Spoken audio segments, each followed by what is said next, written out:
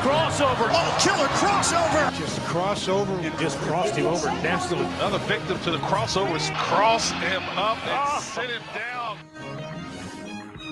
Time for the crossover, powered by Every Level Concrete Repair in Omaha at everylevelconcrete.com. Hello, Matt, Josh. Hi. How we doing? Good. How are you? Terrible.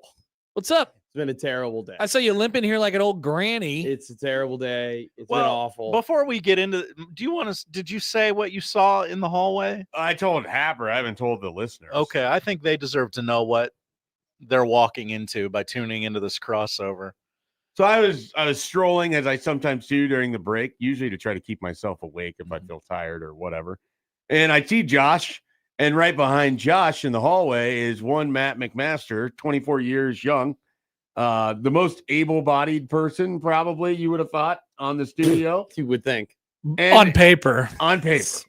Absolutely on paper. Such an ass. But probably now, other than, Bishop, it's probably a debate. Well, I was walking through so I was playing softball yesterday, and we talked about on the crossover that I've been walking a lot, and I haven't been walking in proper shoes, and so my right foot has been hurting. Yesterday, I played golf. And then I went and I played softball. And when I was playing softball, I did something to like the arch of my foot. Like I was rounding third and I just felt it kind of pop. And then I played like the rest of the game. Like I was kind of hobbling around, but I'm still running fine. Get back home. It hurts. Go to bed. I wake up today and it's ballooned Did you up. ice? No, I didn't really think I would. Did you put heat on it? I didn't do anything. It's swollen, really? Yeah. You want to see pictures? I don't at all. No. Did you take any sort of pain relief? I was walking around fine before I went to bed. Did you drink beer? No, I did not drink beer. Okay. Well, not before I went to bed. I did drink beer Did you drink water? Before I went to bed? Yes. Yes. Okay. Yeah. All right. Because, all of these things plus being dehydrated isn't going to help. No. I know. I'm not dehydrated. It's just one of those things where it's just I woke up and it ballooned up and then I didn't do any ice or heat. I can't. Well, I didn't think it would get to this point. I didn't think it would get this to the. I literally could not walk around my room today. Roommate Dan had knee surgery, and I texted him being like, "Do you still have your crutches here?" Because that's how bad we're talking about. Like I can't move. And then eventually, I kind of started getting into it, but it's hobbling. Like I'm hobbling at this point, and it was a brutal walk to the car. It's been a brutal walking around everywhere. And it sucks. This sucks. Do you want this chair to put your foot up? I don't know. Do you feel like this will having something swollen? You probably need to elevate it at some point when you're gone. Yeah, okay. I'll use that chair. You have commented. I've listened a lot recently, and you have commented a lot on your rapid aging process. Yes. Or your perceived rapid aging process. I think perceived is more accurate. Yeah. Are you afraid that this will further advance your rapid aging process? I've never had a lower body problem. I've never had a knee injury, never had a foot problem, never had an ankle problem, anything like that. My lower body has been completely fine. This is the first time I have anything like this. So yes, this is concerning. Typically everything below the belt is steel for me. And now it's like I'm hobbled and I'm hurt. Are you worried that your weight loss journey has come to an end? I'm going to be real with you. I think it came to an end when I gained back the 6 pounds that I lost. So getting sick. You were doing so well, though. For 2 weeks, yeah. We were really hitting it hard.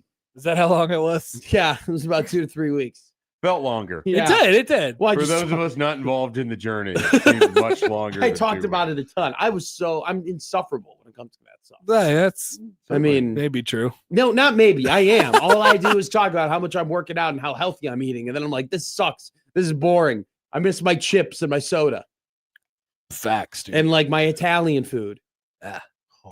Pasta. Dude, we had so much stuff had ravioli with a pesto sauce for this memorial service I went to last weekend. Insane. I can't get my mind off. I thought this was a Cuban thing. And we did Cuban, and then we went to an Italian place after. Okay. And then we catered Greek food in the morning. And That's right. And I had Mediterranean tacos. That's right. And then you said Mediterranean tacos. I went back and listened to that, by the way, just to confirm it's exact. Your impressions were exactly the same. I couldn't believe it. I couldn't help it. You thought Ving Rhames was Stephen A. Were you here that day? No, you I weren't. did It was hear about Smelt. how you didn't know who he was. He didn't know who Ving Rhames was, and then Josh told him that it was the Arby's guy, and he was like, "Oh yeah, the guy who says Mediterranean taco. And then we commented that sounded like Stephen A. Smith. And then We've been hoodwinked, bamboozled, led astray, run amok, and flat out to sea. And then we asked him to say Mediterranean tacos as if he were Stephen A. Smith, and it sounded exactly the same. And then we determined that was where the conversation was. A better ending. producer would have grabbed both clips. Yeah. Put them back to back. So I'm hurt. I'm Watch hobbled. Pulp Fiction. I'm going home today, and I'm gonna watch a movie. And Elevate sit your on feet, my couch. watch a movie. Maybe Maybe get yeah. the foot up. Yeah, that's what I'm going. Lilo and Stitch. He's in Lilo and Stitch. The next time you're at Shields, walk over, see if you can find some I'm preventative I'm stuff. so pissed because I'm supposed to go to Shields tomorrow. Well, you And can it's still go like to Shields. Schedule your Shields trips. Well, the reason why is because I'm going out to Twin Peaks, which is 180th Oh, and sure. Dodge, Okay. and You don't the get out Shields that is- way The often. Shields, yeah. So I'm okay. already going out west. If I'm past 120th, I'm going to Shields. Like that's done. If I So ever, when you come to my house, you've gone to Shields? not that day, but if I were ever to go and like, let's say I was picking something up for you or dropping something off, I guarantee you I would probably stop off at the Shields. Be like, all right, I'm over here. I'm 5 minutes away. When am I ever 5 minutes away from the greatest place on earth? I kind I'm of gonna want to go over join there. you on one of your Shields excursions. I do too. I don't know if I necessarily want to like talk during it. I just want to observe. I don't talk. Well, yeah, you're by yourself. I'm not I assuming don't you're talk. walking around talking. Yeah, I'm not Just- talking. You're not commentating on what you're doing.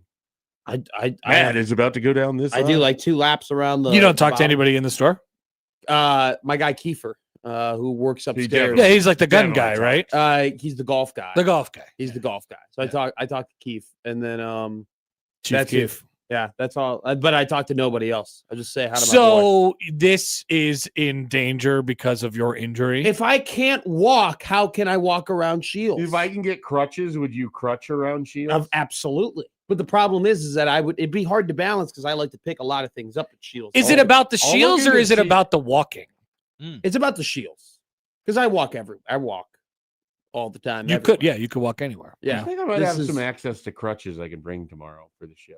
I mean, Dan is bringing. okay, so He's you're getting. good. You're good. I'm gonna get All right. crutches. So you I- are going to go to Shields then. So Dan's family is very smart, and there are a plethora of doctors in and around Dan's family, like whether it be his mother, whether it be his aunt, all the like. There's like 6. There's a doctor group chat, and anytime somebody in his family gets hurt or sick or whatever, they just send it into the doctor group chat. Nice. My foot is now being sent around the doctor group chat right now, and there are being some What do they got? opinions being proffered. I don't know. I just My guess is they probably need imaging. You got a picture from your iPhone. I sent Dan 2 pictures, and he's Did you going send to put any in the vertical GC. video to him? They're 2 vertical pictures. Okay. Ah! Vertical video. Disgusting. My shirt was on while I was taking those vertical. That's good. We were discussing all the previous Nebraska quarterbacks' I heard potential you. opinions on shirts pictures. during a break once. You did not hear that part. It was pretty good. Yeah, I imagine that is a great The conversation. conclusion- to have. Calandria, no shirt. Yep. Dylan Rayola, shirt That's all the kind- time. all the time for Dylan. Mhm. For Anthony, he really likes not having a shirt on, even in just Yeah. normal. He's a normal no-shirt seasons. guy. He's a no shirt guy. I think we both agreed that both Casey Thompson and Adrian Martinez guys. were But both. Casey Thompson would give you a 2.5-minute answer about the history of shirts. that is true. And we would all freak out about it. Yeah. Oh my God. But wow, I think love it when- this guy's really put together. I love it when quarterbacks do this. I think we both thought that they were both cutoff shirt guys. Yeah. Cut off sleeves. Ooh. we determined Casey, that yes. Adrian, no. What? How does Adrian do shirts? I think Adrian just wears it. Just a shirt. I think he's just a shirt guy. Yeah. Harvard maybe a little- shirtless. Like the Ooh. easiest way to do this is to imagine them all as basketball think, players. Wife beater for Harburg. I believe it's called an A shirt. Tank top. Tank top would work. But that's what we call it. We pegged Harburg as a no shirt guy. Yeah. I don't think. No, I think he's a shirt guy. You know how Paskey is? I mean, he was very white. Doesn't seem to stop a lot of people. I mean, at least Colandrea gets tan. Yeah. He's a tanner guy. Colandrea. Now I could Nice. see like Colandrea being the guy around the facility who, when he is wearing a shirt, it is like the cutoff, but like the one where it cuts down the side as well. Like you can see his like abdomen from the side of a shirt. Oh, Like that type of I forgot like, about that cut. kind of yeah, shirt. the deep cutoff, you know? Those Okay. were very popular in 2004 Big for time. the high school athletes.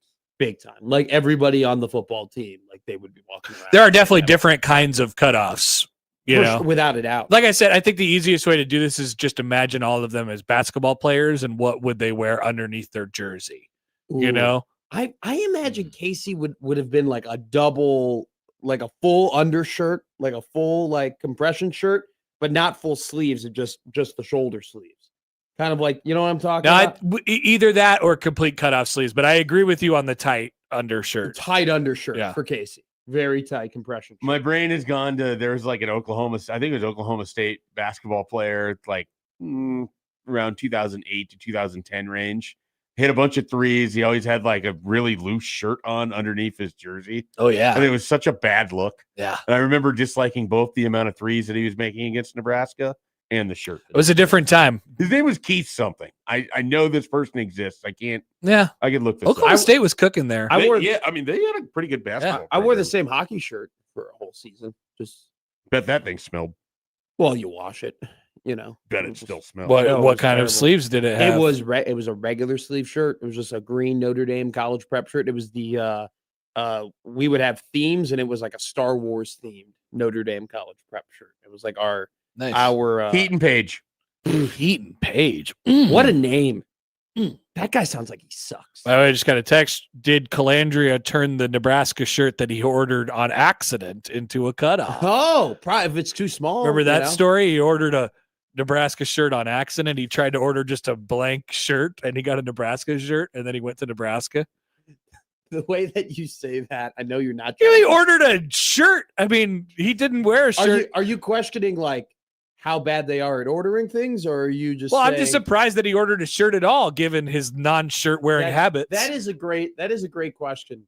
Like, when was the last time you just ordered a shirt, like one singular shirt? when that the just Royals came to made you? the playoffs. Okay, I was like, yeah, I got to get a Royals. Oh, yeah. playoffs. And then it didn't get here before they got eliminated. You got it. that's so tough. Usually what happens Yeah. with the playoff Yeah. stuff. It's embarrassing. I can't tell you the Shout last out time Fanatics. I ordered a shirt. A singular A shirt. singular shirt. I order hats all the time. I can't tell you the one time You where I'm buy like, shirts, I you buy shirts. order hoodies, you order quarter zips, but you don't order shirts. I couldn't agree more. Yeah. You order hats all the time, but All I the feel time. like you wear largely the similar amount of hat. Like I don't feel The like I same see- rotation. Yeah.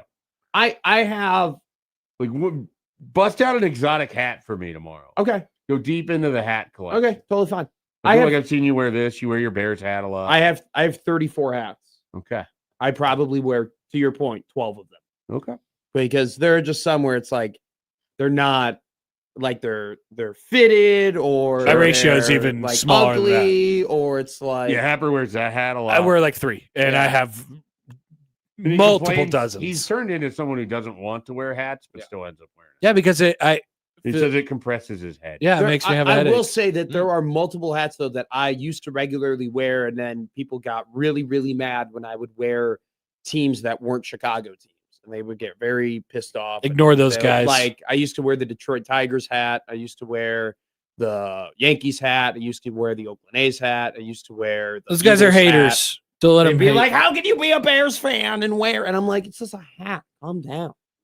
But I'm like, I like the hats. that I wear. would never do it, but I probably wouldn't have cost There it you on is. doing it. I appreciate it. I appreciate it. I don't like being accosted all the time. I like being accosted some of the times. bigger What? spots. How did Big Wacky Guess Wednesday go? Who's your producer? Yeah, we know who it was. We're aware. Yeah. You think we don't know who Wacky Guess Wednesday is? You don't think he brought it up? Oh, he definitely did. It was fine. It was great. It was a good interview. I missed it when I got in the car. You had just come back from it, and you were like, "We've gotten a lot of response on our Wacky Guess Wednesday," and then you never read any of the response that you got from Well, I Wacky was Guess just- Wednesday. That is a very me thing. That was just You immediately went into some other topic, which was good. It just killed me because it was there like, was just a lot you of set it up like there was going to be a response. sure. Yeah, I definitely did. Yeah. I totally remember. You So, won't be hanging. is there what was I'm a saying. lot of there was like 15 comments that came through like during that interview of just, and it really like when Joey actually did make me mad when he said that I poked the bear, meaning I poked the Packers. And I'm like, that ticked me off a little bit. But other than that, it was fine. It was great. I really wanted to delve in on his haircut bit, but he just really wouldn't bite. Like he wouldn't delve into more of it. He did bring that part of it up. We did hear about that. He didn't get what I was trying to communicate though, because he has just a very normal haircut, but he gets it from a very special place. And I was trying to make the joke of like, isn't that ironic? And he would not budge. He gets his haircut from a special place. Yes. What's that mean? Like he goes to he has his not own, a super cut. not a super cut. Yeah. He goes to a salon or it goes to like a specific human. That's what a lot of people. No, I'm do? not. No. I'm not saying that that's not weird or anything. What I'm just saying, You is were that- surprised. Yeah. Yes. Very. I was very surprised. He probably thought you were being antagonistic about his haircut, which you were. I definitely was. Seems Yeah. like you were. Yeah. I was trying to be, but then I was. He's trying to protect his barber. Is that what he was trying to do? Yeah. His barber's integrity. You never know. You never know who's listening. That's what I've always learned. You really never know. You don't know who's That is listening. very true. I've gotten a lot. I've got a text yesterday of somebody that I did not know listened to the show being very mad that I continued to sing. In particular, when Dan goes, my mom has texted me to tell you to stop. That was singing who it on the was. air. Yeah. I thought it was going to be like somebody, Alan like, Huss. like the mayor or something. No, I do not have John's phone number. John and I do not Wow. text. He could get a message to you if he wanted to, though. Yeah, he could just text Michael. He'd go through Josh. Yeah. You could text the text line. He could. That's That's true. also how you get a message to him. Now, if somebody texted the text line and was like, "Hey, this is Mayor Ewing," there would be some antennas that went up.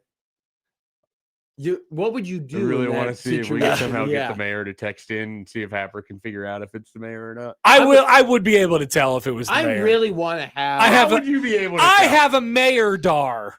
Okay, I know a you. Madar? A maydar. You know a Madar. You can tell when a mayor is sending a text. Specifically, this mayor. I know. What if I recruited mayors from other communities in Nebraska?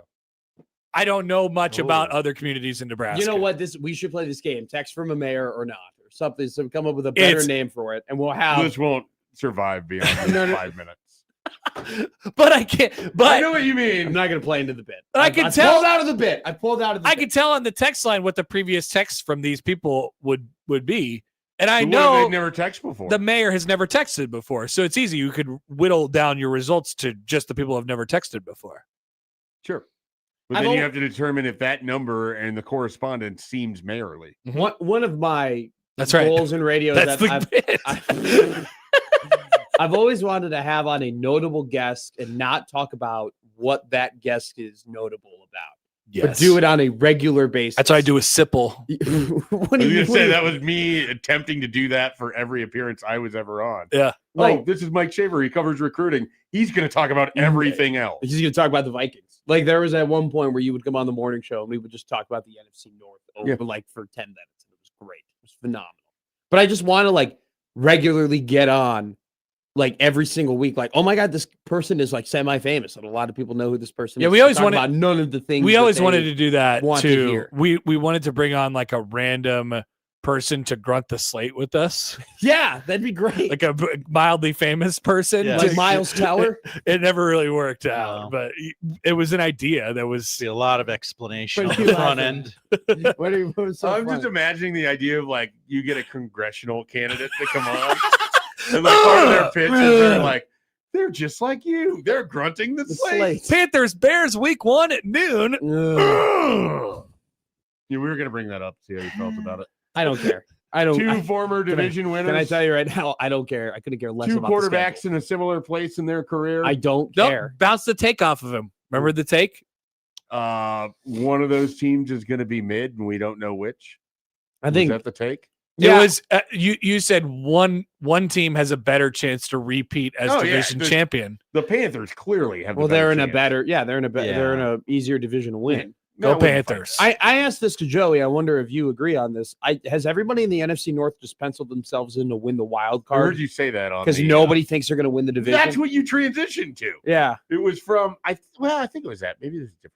But yeah, I mean I think the Vikings are going to make the playoffs. I don't know if it'll be by division. I think every single but NFC I've also North bought team, hard in on the Kyler Murray is I they're have going too. to- I think they're their going to be offense really can good. Really good. Can you explain to me the Grenard trade other than The free up cap. Yeah, And then they and just use some of salary that dump? money to sign Juwan Jennings. okay? They'll use some of it to sign some other post June 1 veterans. I didn't know if it was a punt or if it was a. So the combination of they weren't going to pay him the money that the Eagles were going to, Okay. and Dallas Turner was going to get more snaps out of this. And I could not find anybody who really did a deep dive on it, and I was like, I'll just Well, ask Schaefer. Yeah, I don't know. I think Grenard I thought it was a good deal for the Eagles. I think he's a really good player. I think it's a really good. Well, they lost Jalen Phillips, Right, So they need to replace that. Yeah, I think he's good. I understood why Minnesota did it. Yeah. No, I think I don't blame that take at all. I don't blame people who think that the Bears aren't going to be like, I don't get mad about it if people don't think the Bears are going to be as good next year. I think they are. I think they're going to be really good. I think that they're going to take actually a fairly big jump. Maybe they don't win as many games as they did last year, but I think they will be a better team. So I think it's very easy to be like, oh, they had I mean, it's not like they had an easy schedule, by the way. Like they played a pretty tough schedule last year. They played the Niners. They played the Eagles. That they didn't play a tough schedule. It's the turnover thing. No. Yes, it is. It's they won so many games by pulling it out of their butt against teams that gave games away that sucked. That makes it hard for me to believe that they would have a similar kind But of you team. and I have had this Like conversation. they had inexplicable wins against the Giants and the Commanders and the Raiders, and like those aren't the sort of teams where the you Raiders don't think that's going to translate to the next year. The Raiders one wasn't as inexplicable. And wasn't it like 25-24? It wasn't, but it was just a regular old. They kicked the field goal to win. I mean, the they game. beat the Vikings because Minnesota chose not to cover half of the field on a kickoff with 50 seconds. Okay, but that sounds like a Viking problem. No, I get it. I'm not saying that's not. I'm that's saying not it's really hard my fault. to replicate that pattern of success. They went to overtime in a game in which their quarterback dropped back 45 yards, threw it to the corner of the end zone to a wide open tight end. I think that things happened last year that are not repeatable. You and I have had this conversation though about the Vikings, where it's just sometimes it kind of is your identity to win some of those close games. Will it happen as often? No, it will not. No. Will the Bears have 2 or 3 fourth quarter comebacks next year? And it's probably pretty similar to what they did throughout the year. Yeah, because that's just what they do. Maybe that's just kind of the quarterback that or Caleb is. I think when you win 6 of those types of games, at some point we have to admit, hey, they're just really, really good at doing that, and that's the type of players they are. 5th best luck index ranking from last season. That's totally fine. It's lower than I would have guessed. Actually, yes. Yeah, I'm just worried about the turnover. Seattle 4th. They won the Super Bowl. Very, very well. Very that game against the Rams, that was probably 70% of the input on that metric. So yeah, I am a little worried though, because I was getting back into the health thing and getting back into walking and whatnot. And I feel like this is just gonna once again, the last couple of weeks I've just had complete deterrences. I'm a hot Matt College World Series seems like, and it's in very big jeopardy. Right no now. excuses, Matt. You could do whatever you put your mind to. If you're still limping in a month, something is terribly wrong. Yeah, I am. You should be good by the start of next week. Well, I need to lose weight in order to be hot for the College World Series. Is what I'm trying to say. No, you're saying, but like. You could get into lifting and turn your mass into I've been lifting, but not enough. Yeah, it's cutting season. I've been trying to walk and lift a little bit, but then I got sick and that kind of screwed everything up. And the week before I was just lazy and now I'm hurt. I don't like how many things I'm hearing. Excuses. Yes, I have a lot of excuses for my weight loss journey. Excuse Matt season is what no, it's not excuse Matt season. It's just Matt McExcuser. McHusky season, if you will. I'm just a little McHusky. By the way, somebody had an opinion this morning that there were several opinions about it. Yeah. Oh, great. I'm happy to hear. But it started, it generated from you need to wear your headphones right. Yeah, no. Oh, yeah. Yeah, not going to happen. What's up with that? I like it. It's comfortable. I feel comfortable doing it this way. I've done it this way the entire time I've been in broadcasting. I have. So the follow-up complaint was he doesn't talk into the microphone enough. This is a thing. Sometimes I back away like this. And but I think maybe having both of the headphones on would keep you closer to the mic. I will say, as someone that has been interviewed by you, I had to jam the phone as close to my ear as possible sometimes. When you back away, you also kind of tend to mumble a little bit. Okay. That's just the opinions. Okay. From the opinion machine. Cool. I will talk more into the microphone. You would think that me take being the on criticism however you there's want. not criticism. That's not criticism. No, it's not criticism at all. It's constructive criticism. No, I have to. I mean, it's just one of those things where I've never noticed. Now you know. Now I know. That's why we You bring it don't up. know what you don't know. Mm-hmm. I am a little annoyed. I forgot my muff, and I don't want to walk back to get my muff. I will go get it for Oh. you as someone who has spent a lot of time What a friend. coming in and out How of this mad is room. Josh going to be today when I ask him to go and grab me a Diet Coke because I don't want to walk over there? I have a couple. Probably not at I'll all. get you a Diet Coke as well. Wow. And I'll put it in your muff.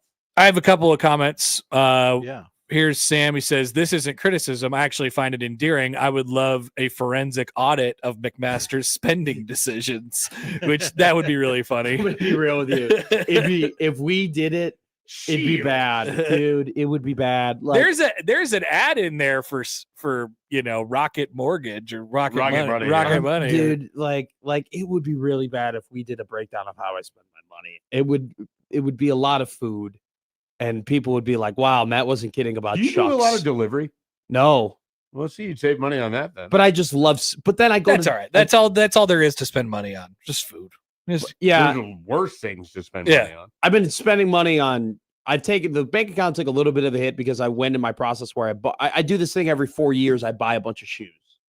Like I just get all my shoes I need for a couple of years. And this is the year where I've done that. And so It's a shoe year. World So- Presidential term of shoes. Happy shoe year. I've spent over This shoe was voted $500. out. Yeah, I've spent over $500 on shoes this year, whether it be cleats. $500 in Yeah. shoes? Yeah. And then during your guys' never-ending NFL conversation, Sam says, "Wait, Never ending. It was 2 It minutes. never got really It was quiet. I it was like, oh, 4 minutes. he's gonna It come was back in. for God forbid on a sports station. Mike and I talk about sports for 4 minutes. But I you watched him on clearly, his phone over there. It's like he's cooking. Insane. you two clearly did not need the two of us here No. not at all." at all. I kept looking at Happer and you were on your phone. And I'm like, totally okay. Honestly, to be expected. Sam said, "Wait. Shafe thinks the Vikings are going to make the playoffs." I do. I does. do. I do too. I don't know what team is not going to make the playoffs in the NFC North. Maybe they all make the playoffs. Seems unlikely. You know, the NFC West does exist. So The that NFC just seems West very unlikely. Does exist. There's going to be one team Stop it. You say it. that goes like I 4-13. I don't like it when you talk like that and you're looking at me. There has to be one. Look at him. In Why order you for the look other at him? other members of the division to thrive, there must be one The sacrificial Vikings lamb. won 9 games last year, and J.J. McCarthy started half of the season. I think they're going to be Now they have tiny winning baby more than Kyler. 4 games. Yeah. You're not going to gaslight me into thinking that the Bears are going to win 4 games. It could be the Lions. They could continue on their spiral. Packers. Yeah. God, it would be so good. It'd be really funny if it were the Packers. We could all agree Oh that it my would be God. hilarious if it were the It would be Packers. awesome if it was the Packers. Although it has little chance to be the Packers. and but whoa, I don't know about little. Jordan Love is bad at football. In order, rank your most likely 4-13 NFC North teams. The Vikings. Packers are last. I they're think the not. Vikings are last. I think they have the best Wow. infrastructure of everything. Wow. I think the Bears are last. I think- see what's happening. Can I be real with you? I've never been more confident that the Bears are going to win the Super Bowl in my life. Okay. All right. Just, Like I've actually I'm walking into the season thinking that the Bears can win a Super Bowl. I'm just coming from it from a place where the Vikings have had so few seasons of 4 wins that it's very unlikely that it would be them. that's the Packers. well, In real the life. Packers have been closer to that recently. Yeah.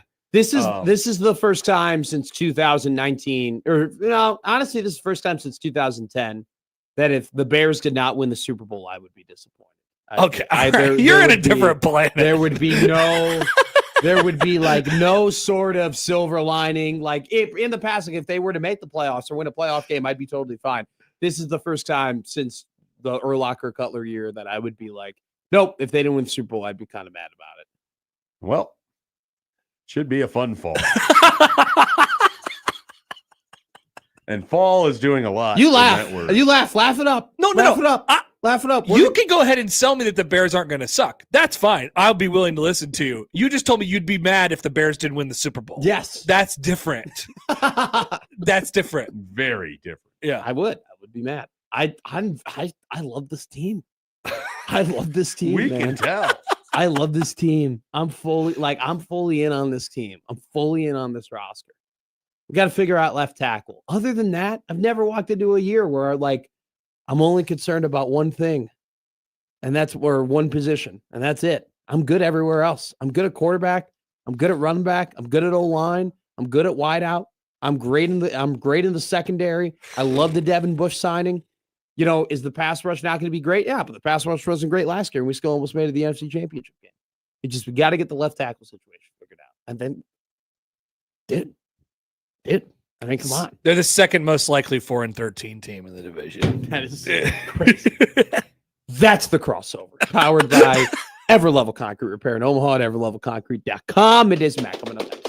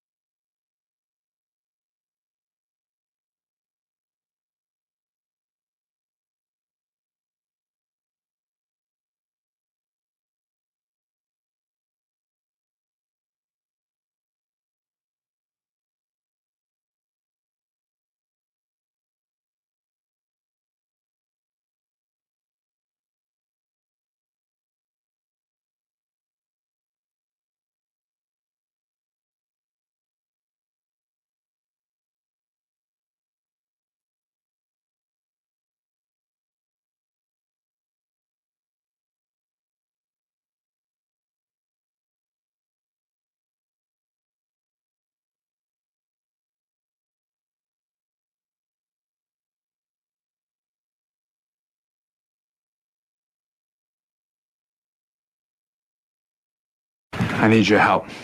I can't tell you what it is. You can never ask me about it later, and we're gonna hurt some people.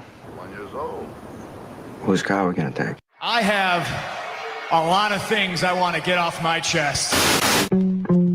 That's an absolutely horse crap call. Make room for Daddy! But they are who we thought they were, and we let them off the hook. Chicago is.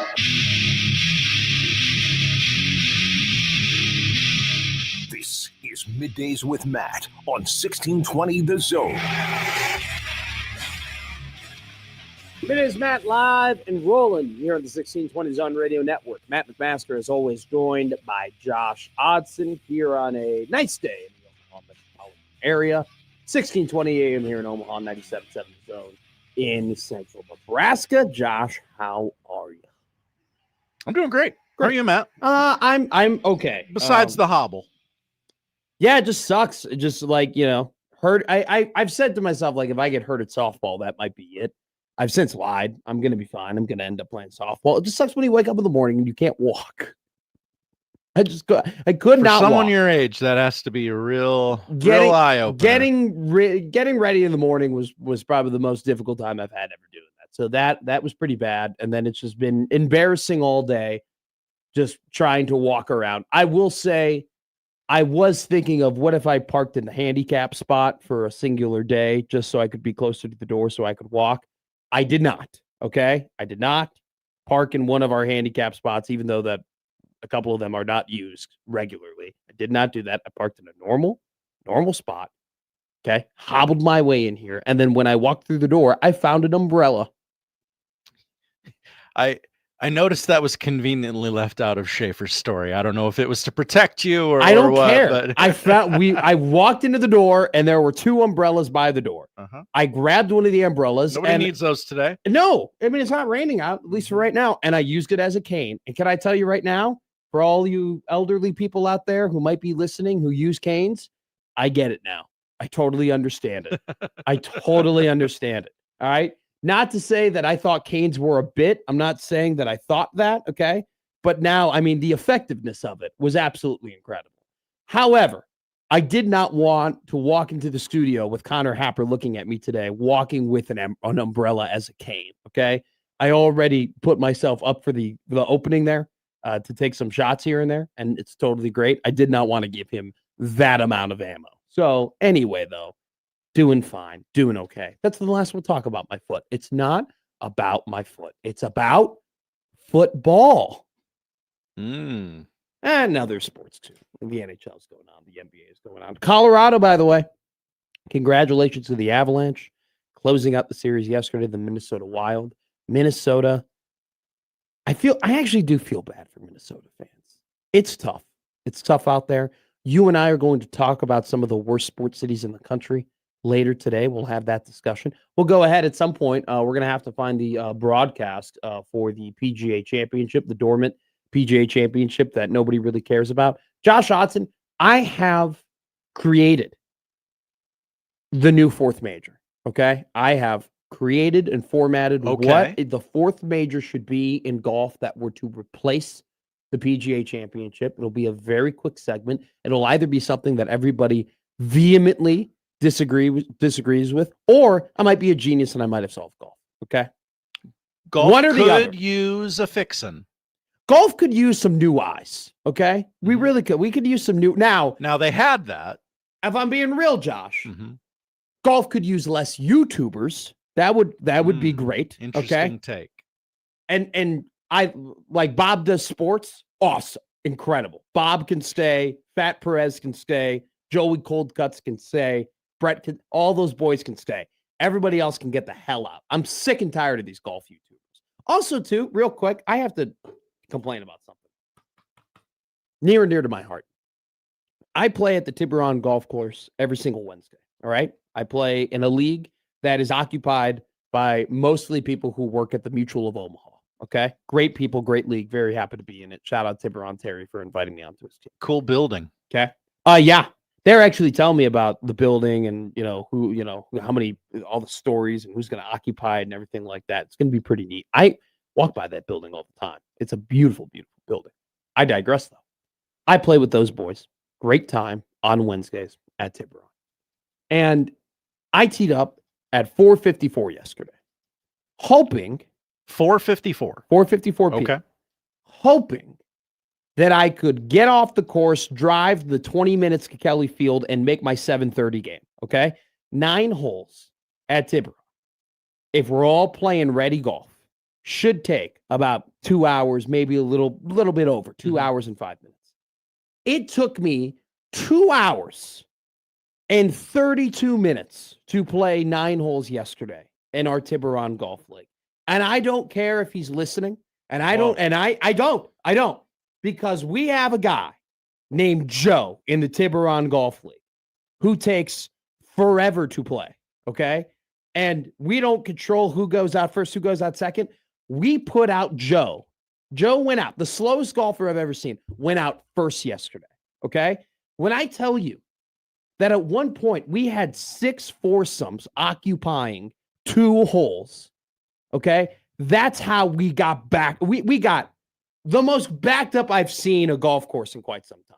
6 foursomes on 2 holes. Because, and by the way, too, I got no problem with people who play slower in golf. All right. If you're a little It's a leisure sport. if you're a little slower and you want to take a couple practice swings, you need to waggle, you need to take, you need to get dialed in. That's fine. Just be good. Okay. Be good at golf. If you take a minute, but you stripe it down the middle and you're one of the best hitters I've seen, that's your process. That's how you're great. That's what you need to do. I got no problem with you. If you're taking a minute, okay? If you're taking a minute and then you top the ball 25 yards down the fairway, Thought about it too much. and then you go ahead and you step back up and you take another minute and a half to hit your ball just so you can shank it all the way out to the woods. So now we got to go and look around and find it just for you to take another minute to hit it. What are we doing? All right. So there are people here at the Tiburon Golf League who listen to the show. I love those people. They know who I'm talking about. We got to be better. We got to be better. And the Tiburon Golf League can't put Joe up in the front anymore. All right. Because yesterday was an absolute catastrophe. It was absolutely ridiculous. There. All right. Rant done. I just had to get that off my chest. Good rant. I've just been. I think I got something for that. Hold on. Hear that gong. But I think I have a soundboard in there. I think I found that. I mean, look, and Joe's a nice guy, right? And Joe, Joe's a great guy. And Joe won a soccer national championship, a club soccer national championship in 1983. All right. Joe actually is from the Illinois area. Joe's a Chicago Bulls fan. Joe and I get along great. But Joe takes 2 minutes to hit the ball about 15 feet down the left side of the fairway just for him to lose it. Just for me. By the way, I didn't even talk about when we get to the green. We get to the green. I mean, it's like you think we're in the PGA Championship. Text from Bill at 402-951-1620. Get yours to us. This explains why my 5:30 league at Tiburon took 2.5 hours as well last night. Your boy backed up multiple leagues. Literally. There was a couple of weeks ago, Joe was at the front of the group, and the league that goes after us couldn't finish. They had to play night golf to finish it up. Due to darkness? Yes, literally. Because this guy's waggle, practice swing, waggle. It's insane. Carol goes, just takes one to F up the whole night. That's exactly what happened. And I had 2 buddies, my 2 good friends, were playing with him. And I was like, how are we doing? And we got to 9th hole. How are we doing? And they just looked at me and they shook their head. All right. So I hope Joe's listening. Just play a little quicker. Just, he's not like an annoying guy or anything like that. He's a nice guy. He just takes too long. I feel, by the way, Bill, who plays in the 530 Tiburon League, on behalf of me, on behalf of the rest of the league, I apologize. Thank you. Takes a big man to do I that. apologize. We got to be better. We got to be better in the Mutual of Omaha 3:00 Tiburon Wednesday Golf League. By the way, shot a 49 yesterday. Had a birdie. Hello. On the 8th hole, it's an elevated par 3. Right, there's 2 sand traps, one to the left, one to the right, and then there's a little hill going right down the middle. And I took a 7-iron. It was about 158 with the pin location to the hole yesterday. Put that 7-iron, landed about 155 right over the lip of the bunker, hit down, rolled about 4 feet away from the hole. Never really in contention to get a hole in one, but it's probably the closest I've stuck a shot close to a par 3. Feels good. They wanted to give me the putt. I tapped it. I go, no, I got to tap this one in. I got to take my birdie. And then I followed up by double bogeying the next hole. Oh, So, no. this is tough. I had 3 bogeys and 1 birdie, and then I also had 1 quad and 2 triples. So your boy can't putt right now. It's clearly April, or clearly May, rather, when it comes to golfing for Matt McMaster. But for anyone who might be listening who is available for a member guest, and I obviously would be the guest, I'm getting ready, okay? I'm getting ready. Taking a golf trip out in Lake Geneva, Wisconsin in a couple of months. We're just tuning up for that. So we got to be better at the Tiburon Golf League. Joe, you got to be faster. Do you know who also has to be better? Matt Rule's quarterbacks. Good take. We are going to do a deep dive of the history of Matt Rule's quarterbacks, how they've performed, who he selected to be his quarterbacks, what their history was. How does that compare to Anthony Colandrea, the man who says, I don't want to just come and win 8 games at the University of Nebraska. I want to win a national championship. Look, obviously, I don't think any quarterback is going to go to a school and be like, I want to win 8 games. I just want to win exactly 8. Just a good number. Just a great number. Keeps 8. the fan base off my back, 8. but it's not enough pressure that I have to win it all. It's a good spot It's for a me. good spot. No one's going to be really happy, but no one's going to be mad. You know, I won't necessarily have a long-lasting legacy, but I'm not going to be made fun of all the time. I'm just going to be like, hey, remember that one guy who played quarterback who was pretty damn good? That's where I want to be. No all right? statue, but I'm not a pariah. Yeah, absolutely. We're not retiring my number, but at some point, somebody's going to walk around with my jersey, and you're going to go, hey, Colandrea, not a bad quarterback. People will call into radio shows and go, remember Colandrea? Yeah. That guy was awesome. At some point, my slightly above average season will be harkened back to being way more legendary than it once was. And people will actually yearn for my slightly above mediocrity quarterback play. Nobody ever says that. Nobody's ever honest. They're all lying to you. They're all telling you they want to win a national championship. I'll tell you this. And I totally get it. I totally agree with you. If you were to give me the option of winning 8 games or winning a national championship, I would take the national championship. If you were to win 8 games, though, hypothetically, I'd be very happy. I'd be very, very happy. I'd be very content with that result. I'd be incredibly content with your play. And honestly, Anthony Colandrea might be the most popular 8-win quarterback of all time if you were able to get this done this year. We would look upon him with favor. Yes. No, yes. like you say that like sort of, you're kind of saying a little sarcastically. No, he would be way too beloved to have only won 8 games. But that's the truth. That's the truth. So we'll talk about Ant. We're not going to talk about his vertical shirtless videos. That's not what the show is about. The show is not about vertical shirtless videos. No. It's okay. Are you disappointed in that? I have some drafts to delete, but damn it. You know, whatever. We gotta be a little bit more. We gotta communicate. Yeah. This would be a really bad time to force you want an in-show meeting. It'd be too easy. So we're not going to do it. We're going to talk about Anthony Colandrea. We're going to talk about, okay, like hypothetically, I talk about like, if we get 80% of Colandrea, if we get 90% of his production at Mount that he got at UNLV, right? If he was 90% of the quarterback at a Mountain West level that he is at a Big Ten level, like I'd be very happy with that. What would that look like, though? Like, where would he rank amongst the Big Ten in terms of QBs if he were to do that? So we've done some math. I've got some numbers for you. I'll tell you where he would end up ranking if he were to accomplish something like that. But more importantly, we're going to talk about Matt Rule and just his history with quarterbacks, dating all the way back to when he was the coach for the Carolina Panthers. We will look. I don't give a rat's ass who the Bears play on week 6 at home at 1:00. Okay. I don't really care. I do kind of care about, though, the Christmas games and the Thanksgiving games and like the notable games and the ones that are very, very big dates. And I do care about the pattern. So we'll talk about some of the big games that have been scheduled.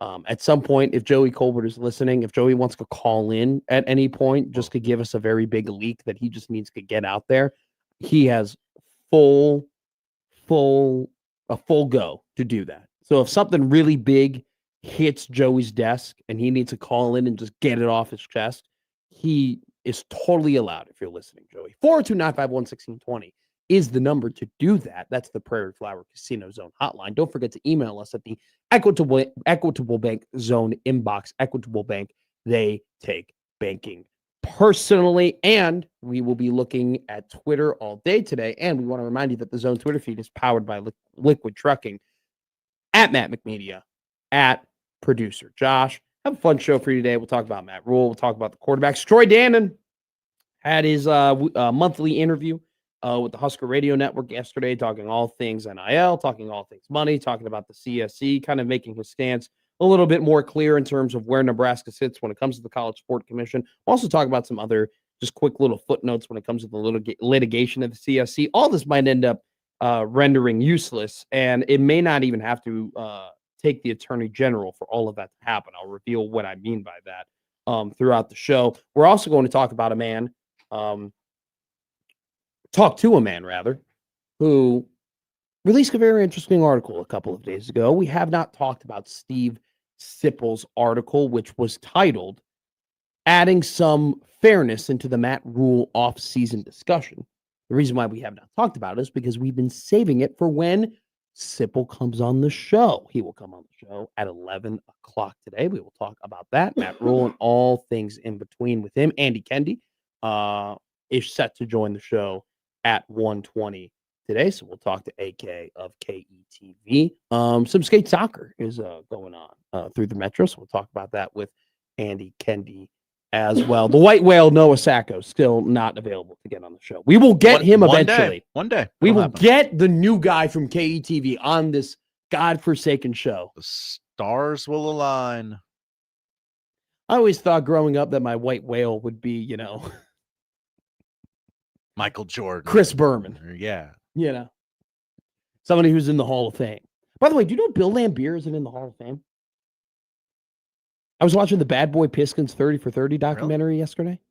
And the reason why I say this is first off, I do want to mention Bill Lambier averaged a double-double for 5 seasons. Bill Lambier also in like 13 seasons missed 6 games. He also is a 3-time WNBA head coach, champion head coach, who has also been to a bunch of other WNBA championships in his career as well as a coach. Everyone who's ever touched a basketball is in the basketball. That's what I'm Hall saying. of Fame. How are we going to put Draymond Green in the Hall of Fame? Like, hands down, no doubt. But we're not going to put Bill Lambier in the Hall of Fame. Huh. What? Kind of interesting. Very. Kind of interesting. By the way, I'm sure this is one of those things I've been told before, but I never remember. I would have loved to have been in Sport Talk Radio in Detroit when the Bad Boy Pistons were going on, because you can just imagine after the 86 season, the 87 season, and the 88 season, it all would have been like, Isaiah isn't the guy. Isaiah can't get it done. This guy's a choker. How did he throw that ball away against Boston? How did they not win that game against LA when he had 25 points in the third quarter? How did he not do that? And then they ended up winning back-to-back titles in 89 and 90, and it was absolutely incredible. Bad Boy Pistons, top 3 30 for 30 that I've seen. It's very good. It's one of my favorites. Fab 5 is better than I wasn't prepared for this question. Top 10 Tuesday? Top 10 Tuesday, 30 for 30s next Tuesday. Mark it down. We'll both. I'll be prepared for it as well. Steve Sipple has texted me. I just got to check real quick. We are good for 11 o'clock with Steve Sipple. That is coming up next here on the 1620 Zone Radio Network.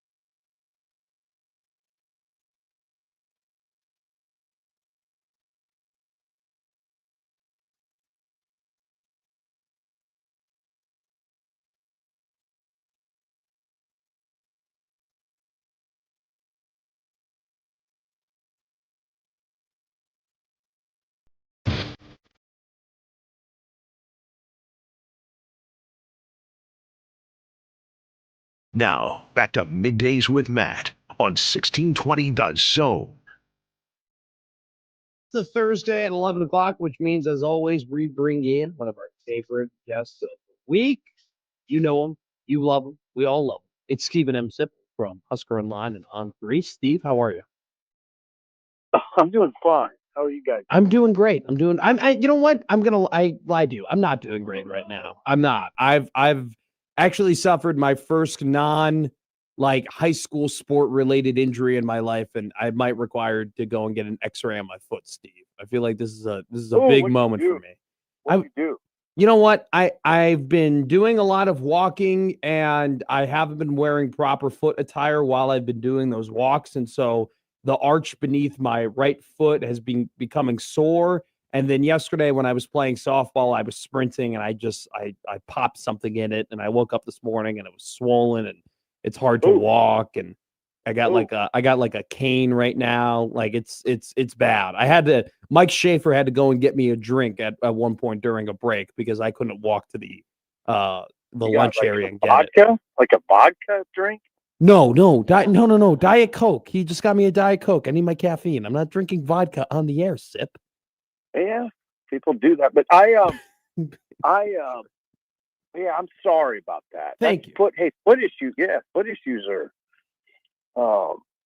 That's yeah. Do you have any advice? Like, have you had any kind of injuries in maybe your life where you can maybe, have some remedies or something like that? Have you ever had a foot injury and you have like something, hey, I do this? No, I've never had a foot injury, and I haven't had any. I'm 59, so I have ailments all the time, but nothing like what I've never had any. Well, yeah, I guess when I was your age, I popped my hamstring real bad, but that goes away. Yeah, that's a tough one. It's a tough one. You got to go to a specialist, it sounds like. I don't want to go to a specialist, Steve. I just want to power through it. I just want to put ice on it and heating on it, and I just want to be sore for 2 months, and then I'll get over it. Sometimes that works. Sometimes it doesn't. Great advice. I think specialist is what I would do.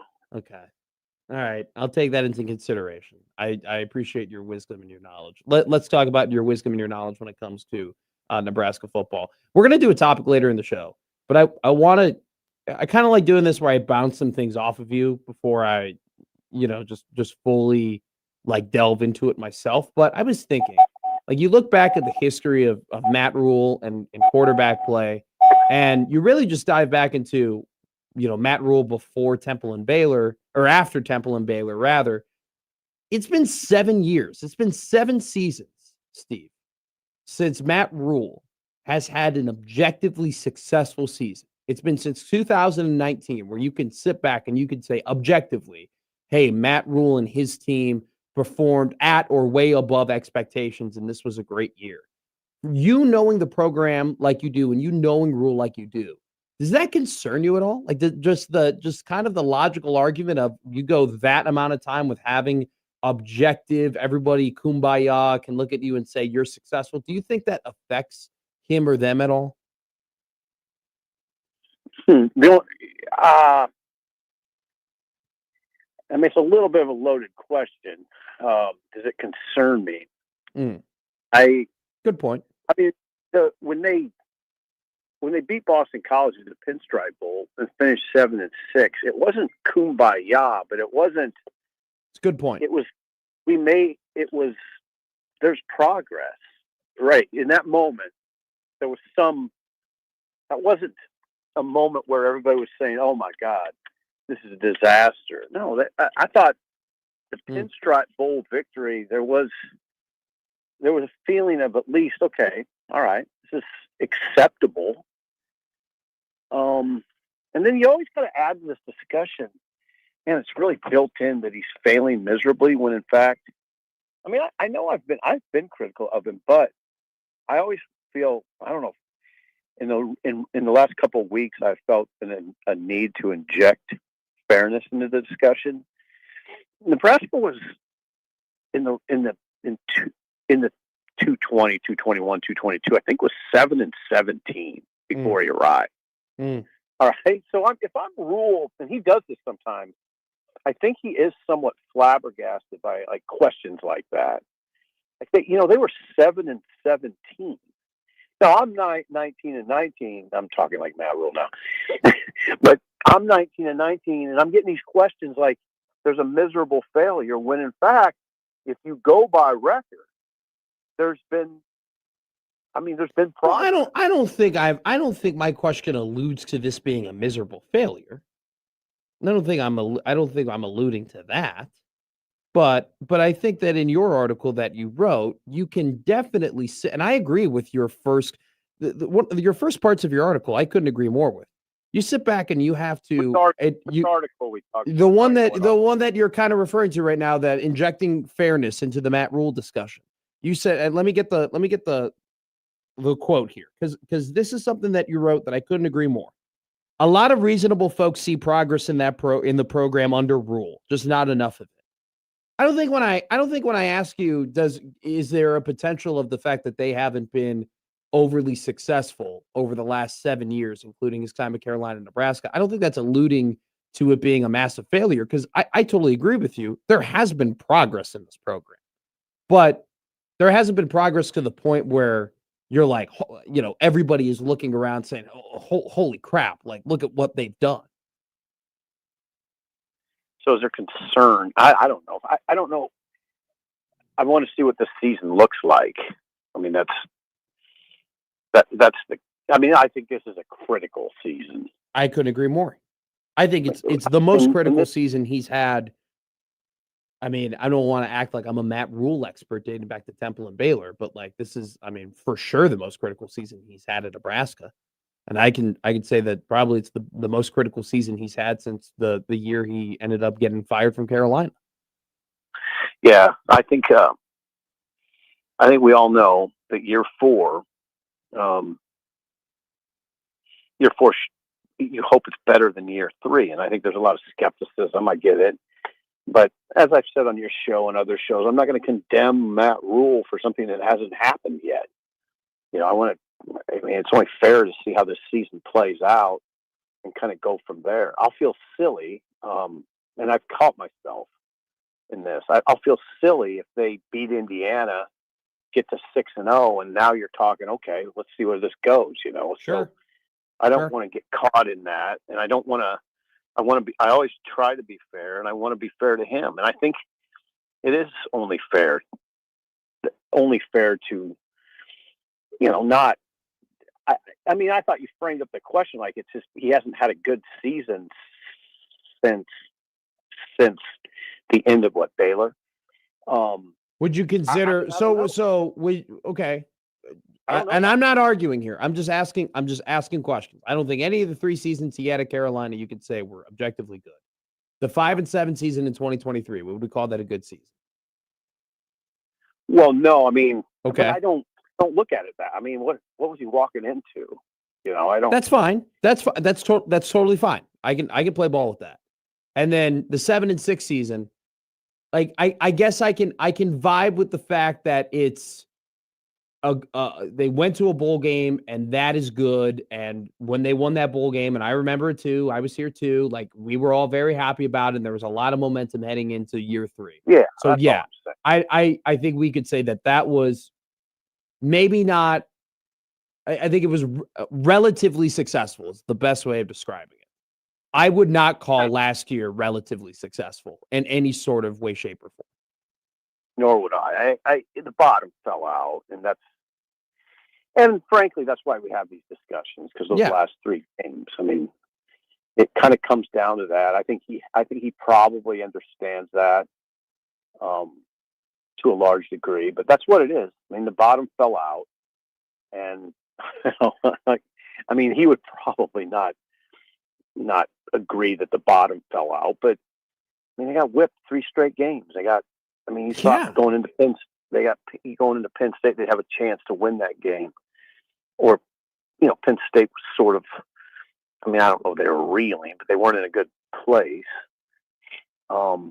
Iowa, you thought, I mean, I didn't have a good feeling going into the Iowa game, but it shouldn't have been 40-16. No. And then Utah got away from them. It just got away from them. And Utah looked just looked much better. Nebraska didn't look good in that game. Well, I think the worst aspect of it, Steve, is that they didn't have their starting quarterback for any of those 3 games, and that's not a reason as to why they lost. No, I don't play that game either because so many people, a lot of people say that. Okay, you can't have it both ways in that conversation. A lot of people will say that, and you're not, but a lot of people will say it. Well, they didn't have Dylan, and then on that, then I can say, well, yeah, like 2 weeks ago, you were really criticizing Dylan, saying you can't win with a quarterback like that. Now you're using him as a reason why they couldn't win. So don't try to have it both ways. I couldn't agree more. No. I mean, we had people calling in wanting TJ to start before Dylan even got hurt. Right, exactly. So I agree with that. I haven't thought of it from that perspective at all. My perspective is just my perspective is always is Dylan playing D line. That's always my perspective with that conversation. I mean, they weren't even UCLA. Like there was a lot of people saying, "Oh, see, okay, UCLA, Latif played very well." And I mean, I sat with guys that were like, "See, here we go. This is going to look better." And it was UCLA, and that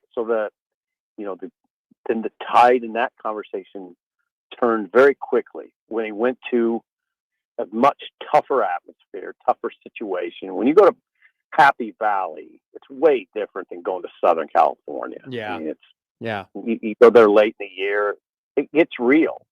When you play Iowa on a windy, gray, sub 20 degree day, it's a different world. I mean, that's what every coach, every player at Nebraska has to keep in mind. November's different, especially I look at November's schedule this year.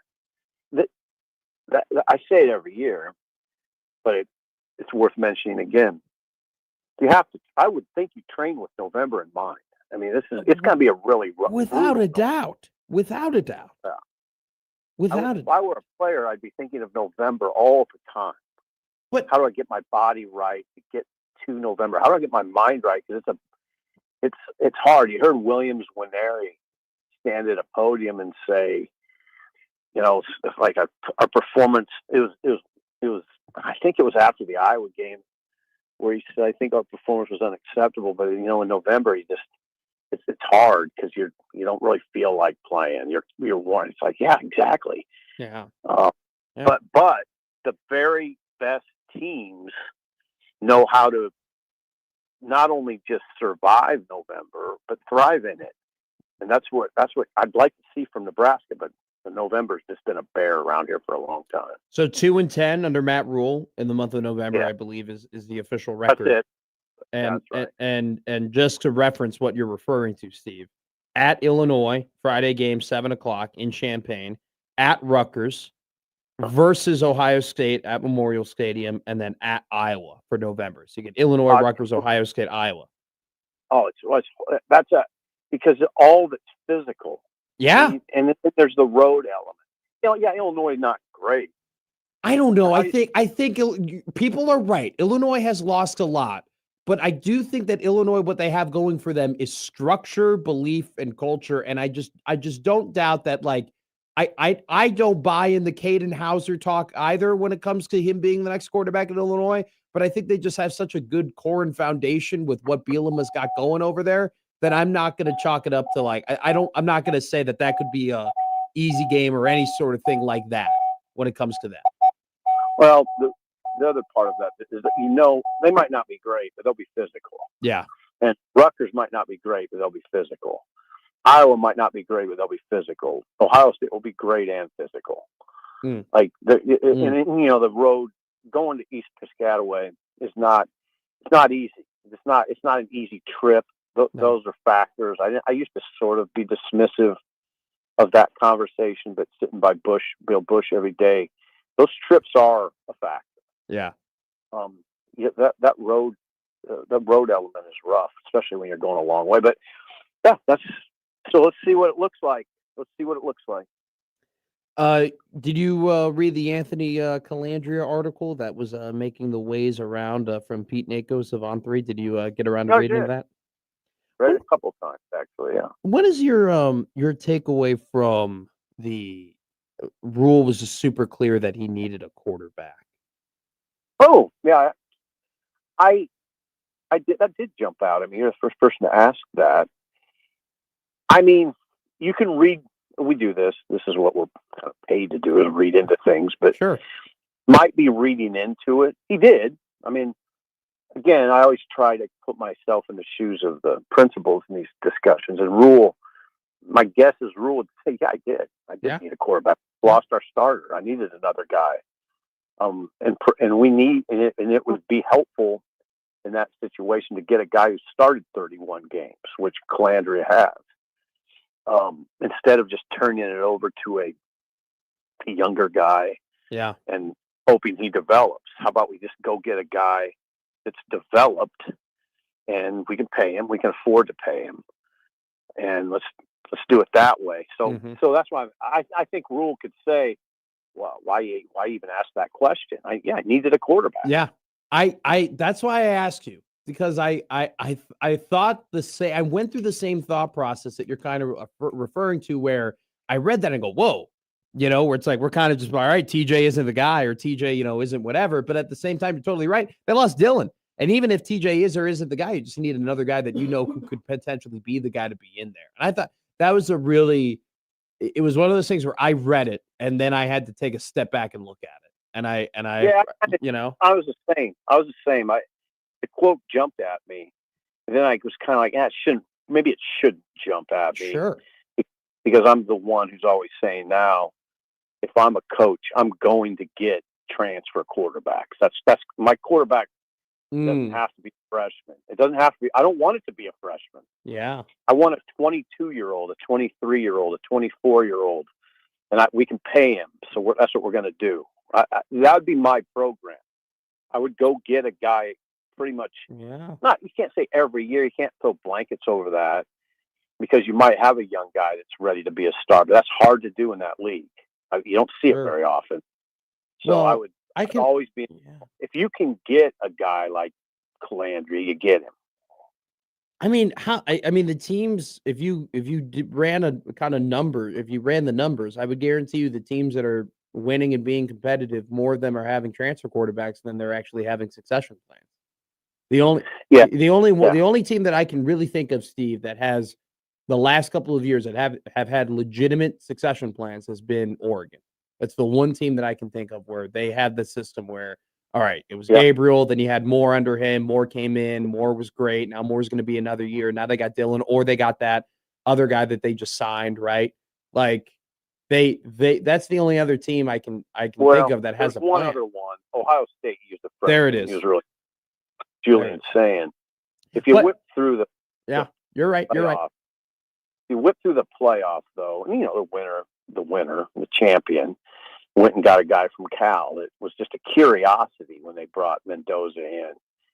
And then look at, Signetti. You always play the Signetti card in these conversations. That's what he does. He just brings in a guy. He just brings in a transfer. But the other guy that they were playing against was Carson Beck, and he came from Georgia. Right. He was a veteran.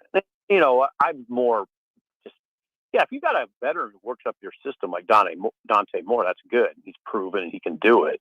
Yeah. But what I generally saying is I want a veteran in that. In this league, and then probably the SEC as well, I want a veteran. I want a grown man. That playing that position, because it's so important. It's so hard. It's real hard. Absolutely. Lateef, I thought Lateef just got overwhelmed.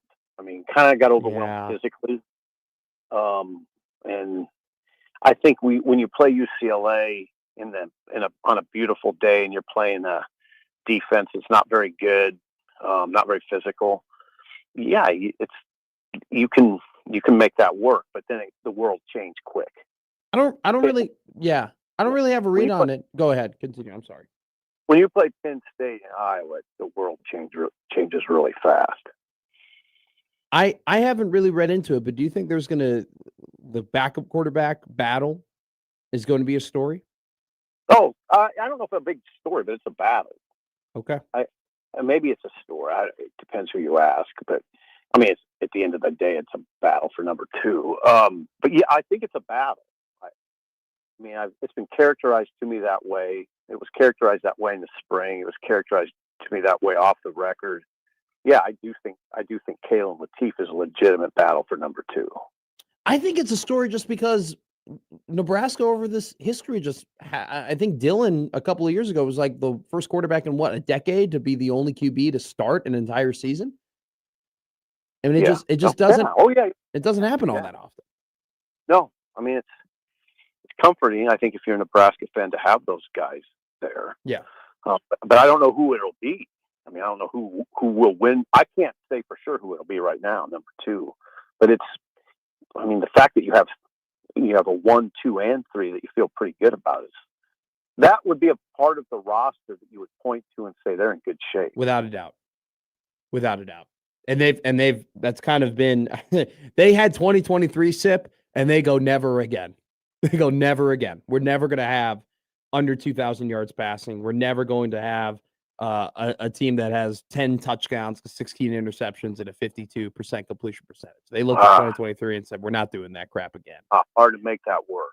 Yeah. Very hard. Steve, you're the man. I appreciate you as always being open to our discussions and really appreciate our combos. Okay.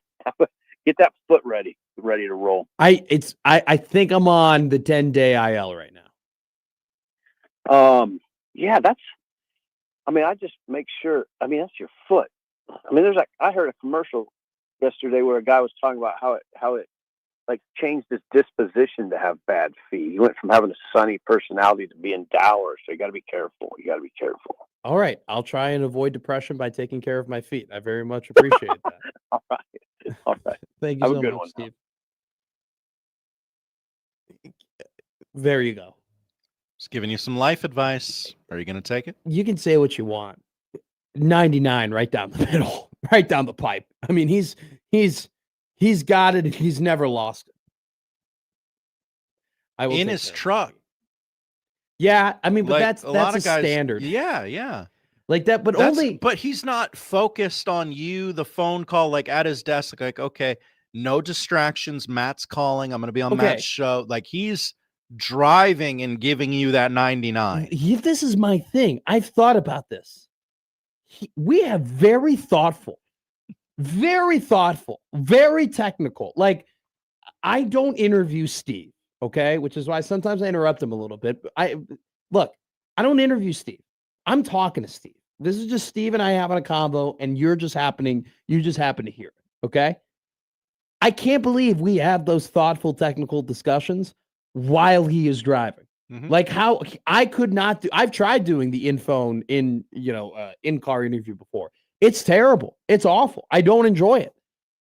One time I just pulled over. I was like, I just got to do this. Yeah, you'll see a lot of guys on this station go, okay, I'm ready to talk, guys. He gets in the car, starts the car, drives the car, stops the car, gets out of the car, continues to roll on. And his mind is moving in such a fluent way. It's insane. Doug in Idaho. Scary thought if you were also driving in Lincoln. I mean, all right, I got to bitch and moan real quick. You're driving behind somebody today on Dodge, and they put their right turn signal on. Okay, they're turning right. And then they pass an opportunity to turn right. Then they pass an opportunity to turn right. Then they pass another opportunity to turn right. And then I'm like, okay, they just forgot their turn signal is on. Okay. So I honk. I go, beep, beep. And I'm like, this. Like, hey, turn signal's on. I'm doing the little, hey, you hit the blinker type deal, right? That. I'm like, I'm flapping my hand up and down. And then they flipped me off and turned right. You can't turn your turn signal on and then go through 4 available right turns. All right? You can't do that. And then you get mad at me when I'm trying to tell you that your turn signal's on? No, dummy. Put your turn signal on a couple of seconds before you actually turn right to when you're turning right. Doug goes, is that the Skokie sign language for a blinker? Yeah. When your blinker's on, I go like this. I put 2 fingers and go up and down, up and down, up and down. I go, hey, your blinker's on. And then they flip me off. I'm like 50 Cent. What are you saying of me for? Nelly, if your first baby mama, Melissa, I'm like, just go. Just turn right. Doug goes, I'd flip you off too. I know you don't like me, Doug, in Idaho. I'm aware. Kenneth, my man. Matt, I'm here to tell you from experience, you got to let it go. You'll be much happier letting go of the road rage. I'm not really road raging. This is more just He's logical. raging after he gets off the road. This is logical raging. Logically, if you put your turn signal on and you don't turn right for a whole minute and you pass up a bunch of right-hand turn opportunities, I'm not an ass for telling you that your thing is on, that your blinker's on. Your blinker's on. Kenneth goes, don't put it on the internet. Internet, Matt, is road raging. Yeah, don't do that. Don't do that, guys. That would be bad. Carol says you can't control stupid, Matt. I know. I've been trying to control Josh Odson for the last 5 months. Never gonna happen. But I gotta get this guy under control. Good luck with that, Josh. I gotta keep this guy on the rails. Good luck with that, Odson. All right. Well, that was Stephen M. Sipple's interview. Good stuff. I'm not saying that the last 7 seasons have been an abject failure for Matt Rule. I'm just saying. I don't think you said that. He went there very quickly, though. Very quickly. I didn't say that. I'm just telling you that they haven't been overwhelming successes. When was the last overwhelming successful season that Matt Rule had? It's like I understand the progress that was made. Pinstripe Bowl did feel pretty good, even though it wasn't like, Ohio State fans would laugh at that kind of season. I'm just asking a simple question. Like, if I went that long with not having an objectively insanely great successful season, and everybody was singing my praises all the time for it, like, I also would, and especially in this changing landscape of college football, and things are very, very different now from when you were objectively successful at Temple and Baylor. I don't think it's unfair for me to ask. I wonder if he has to deal with that at all. I think it's tough. I think that's very tough. I think that's a very tough thing to deal with. I think that's the psychological part that you might, and this is me speculating, and I know, I got to be careful when I speculate, but when you go 7 seasons and your most successful season is 7-6, winning a Pinstripe Bowl, I don't think it's unfair to ask. I'm like, I wonder how that affects somebody. I wonder how that affects their process. I wonder how that affects how they go about things. I wonder if they start thinking, oh, I have to adapt, and I have to change, and I have to do some different things. I'm just curious as to what those adaptations might be, or if Matt Rule would say, no, dude, shut up. We good. We're fine. We're going to win. I do think this team is going to be better than people are giving it credit for. I'll just put that there right now. Again, let's bring up the kind of thing we've sprinkled across the entire offseason that you and even me to some extent think the team could be better this year. And the record could be worse. Yeah, the record, it might not reflect in the record, which I understand those two ideas butt heads at times for some people. It's really going to come down to those Washington, Illinois. If we're just basing it off of, like, what is the lowest bar of perceived success for Nebraska this season? Like, oh my God, we've spent 28 minutes here. We're gonna hit a break. Let's ask that question.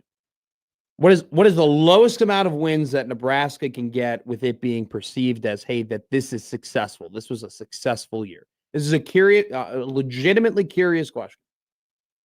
What is the least amount of wins they can get, and we could say, hey, that was a good ass year. They did a good job. They did it. All right? Let's ask that question. Let's hit a break. Let's come back to it. YouTube chat, text chat, 402-951-1620. We're going to go through all that. Then we're going to do the odd news at 11:45. Don't forget, it's This Week in Women's History Thursday as well on Middays with Matt.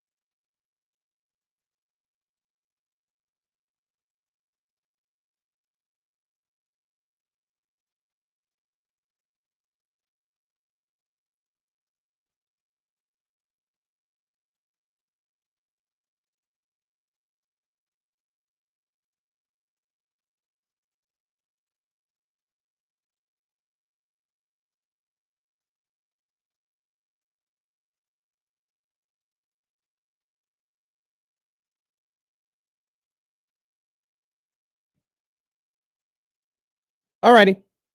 I asked the question, how many wins, what is the bare minimum amount of wins that Nebraska needs to get in order for us to consider this a successful season?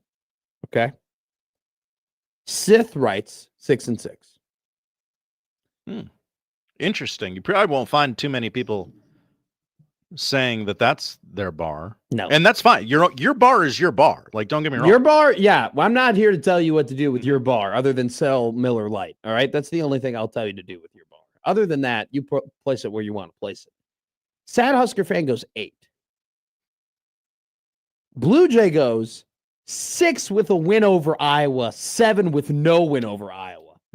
That is an awesome answer because it really does. Like, Iowa beating Iowa is more. Okay, this is just my view, how I view it, right?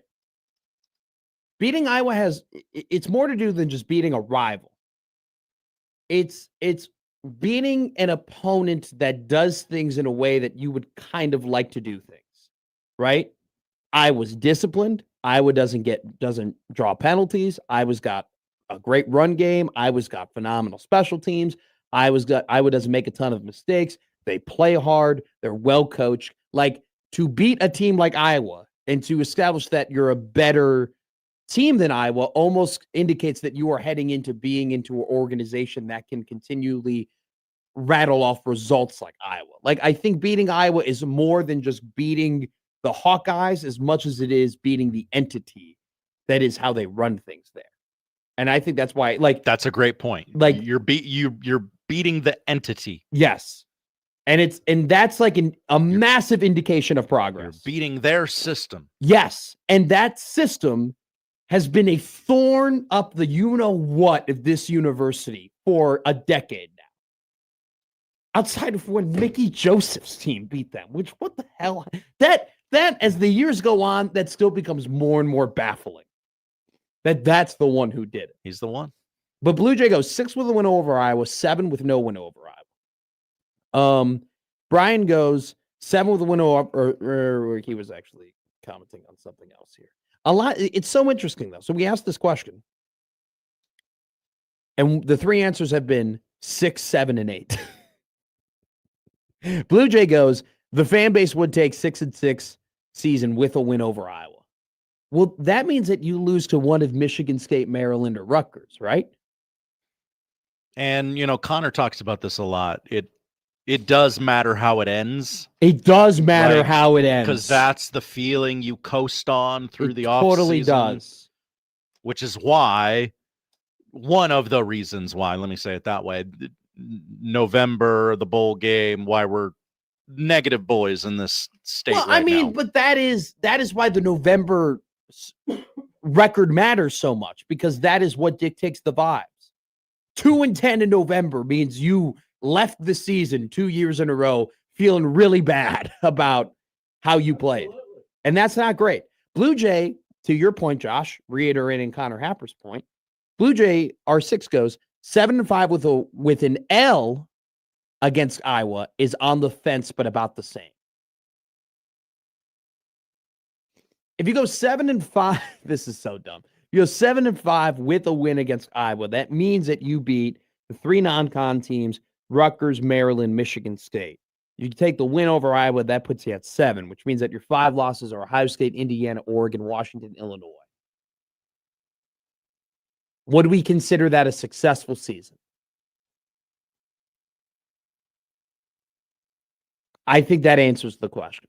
I think that would be the bare minimum in terms of this was a success. And then if you were to win the bowl game and be 8-5, right? Then you could talk yourself into some things there. I totally could. I totally could talk myself into some things. I am someone, and I'm sure there's a lot of people out there like me. It's not a win-loss thing. I need it to look better against the Indiana, Ohio State, Oregons of the world than it has in the past. So Doug goes, which this is the answer I thought I would get more of. Doug goes 8 wins for objective success. Lose to Indiana, Oregon, Ohio State. win 8 to 9 games. That means Nebraska should win 3 non-con games: Michigan State, Maryland, Washington, Illinois, Rutgers, Iowa. So you would, if you go do 8 wins for success, that means that you lose to lose to one of those teams I just said: Michigan State, Maryland, Washington, Illinois, Rutgers, Iowa. It definitely does matter who you beat and when you beat them, for sure. Definitely baked into the cake. Definitely baked into the cake. Now, like, I think the interesting one would be 8-4 with a loss to Iowa. So you beat everybody else except for the 3 juggernauts plus the team that you can't seem to beat, whether it be close or whether it not be close. That would still be successful. It's interesting though. I mean, let me read this one from Drew on the Equitable Bank Zone inbox. Hi, Equitable Bank, they take banking personally. Hi, Matt. The minimum for me is 6 wins.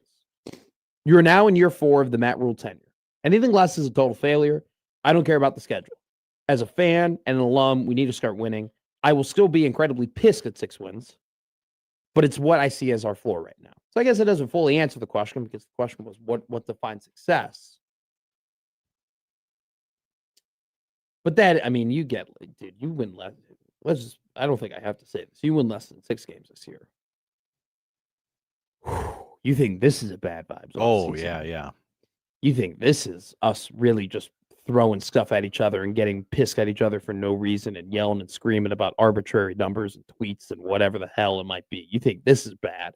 They go 5-7 next year. You wait, Buckaroo. You just wait. We'd be getting our torches and pitchforks out of storage. But then it would be, every baby back bitches Monday would literally just be buyout talk.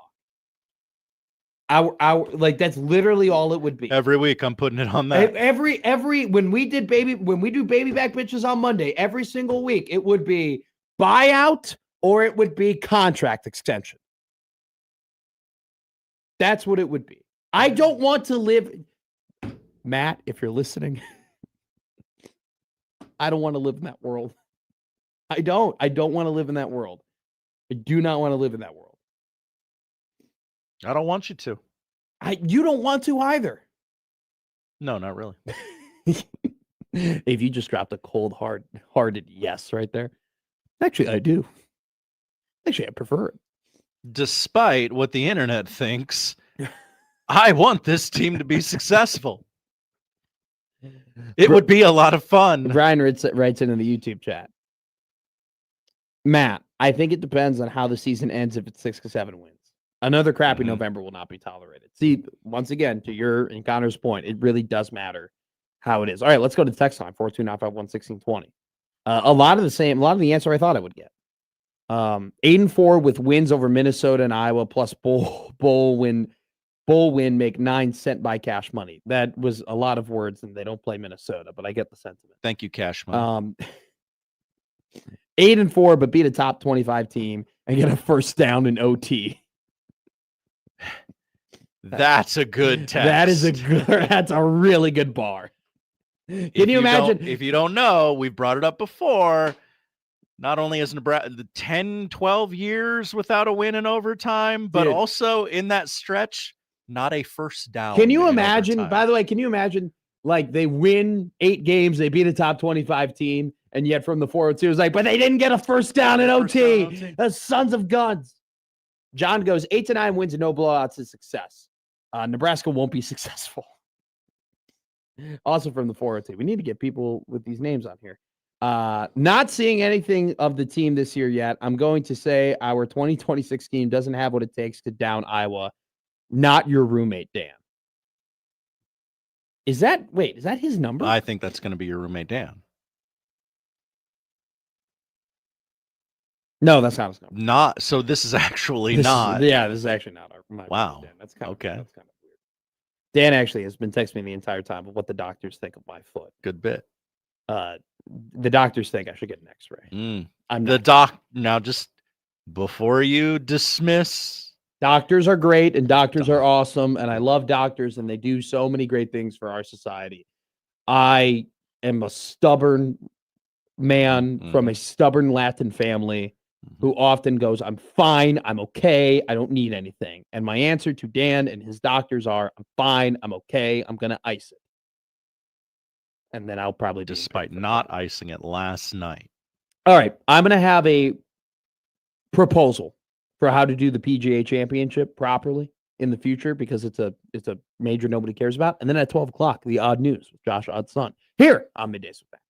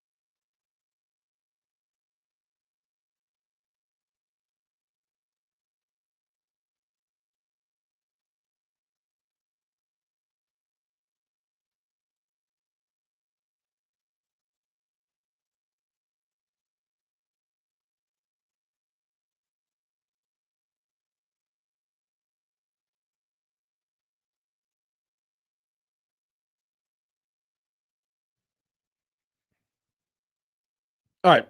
PGA Championship happening right now. Min Woo Lee, 4 under. I think that guy's first name begins with a J. No, it doesn't. Aldridge Potgeider. I think I saw him on the leaderboards of the Masters, followed up by Hideki Matsuyama's and Xander Schauffele's 2 under. Jordan Spieth is 2 under. So a competitive PGA Championship, a major in golf that not a lot of people care about. I have a proposition to make the PGA Championship better. I have a proposition for a brand new 4th major in all of golf. Okay. People will either call me an idiot. Probably. Thanks, Josh. I don't think they should, but Or it tends to happen. I'm a genius. That's Here's the my- camp I would plant my flag in. You say that with so much conviction. Here is my proposed new 4th major for golf. 64 golfer match play tournament. Okay? So here's what you do. Using the FedEx points, top 64 guys end up qualifying for the major. They play, 1 play 64, 2 play 63, so on and so forth, right? Just straight up 1 through 64 seeding, right? You play 18 holes. If you beat your opponent, right, in match play, you go ahead. We drop it down to 32. Okay. Then you play on Friday. We'll reseed, by the way. We reseed. So 1 versus 32. Okay. 2 versus whoever. We reseed. 18 hole match play. And if you end up winning, all right, we go from 32 down to 16. We reseed again. One will, blah, blah, blah, blah, blah. And then we're left with 8 golfers. You're left with 8 golfers on Sunday. We make 4 groups of 2. Okay. 4 twosomes. We allow, based on your 54 hole score, you to pick what group you want to be in. So if you have the highest score, you get first pick of what group you want to go with. All right, I want to go with the last group. Then if you have the second best score, then you get to, okay. So now we have 8 golfers. We have 4 twosomes. We play 18 holes on Sunday. The winner of that ends up winning the major. We call it the Matt McMaster Invitational. You've put your name on it. Okay. Yeah, this is my idea. The team wins. No teams. So now we just do 8 golfers on Sunday. Whoever has the lowest score amongst those 8 golfers through 18 holes is our major champion. Okay. You have to win 3 matches in order to get to Sunday. And then when you get to Sunday, we're done with match play. And it says whoever has the lowest score after 18, that's your winner. That's our new 4th major. Here's why I want to do that. You introduce playing against an opponent, right? Playing for holes, match, all that type of stuff. Like that's an aspect of golf. We know that some golfers are better at that than other golfers. So you open up another skill, right, in golf, right? Because each major is different, right? The Masters is about the course and about the creativity. The U.S. Open is about, hey, this is the hardest course you're going to play. Can you brave through the elements? The Open, right, formerly the British Open, was all about, links golf. This is about, all right, 1v1, mano-y-mano, right? Facing a singular opponent every single time, doing match play, and then you get to Sunday, and there you go. So it's a new, unique 4th major instead of this random ass, nothing special about the PGA Championship major that nobody really gives a damn about. I'm saying people are like, dude, there are 4 majors already. I know. I'm saying replace the PGA with my idea. Got to listen, Doug. Replace the PGA with my idea. Matt, I like your idea. It's pretty good. Thank you. May I tweak? You can tweak after the odd news coming up next here on Middays.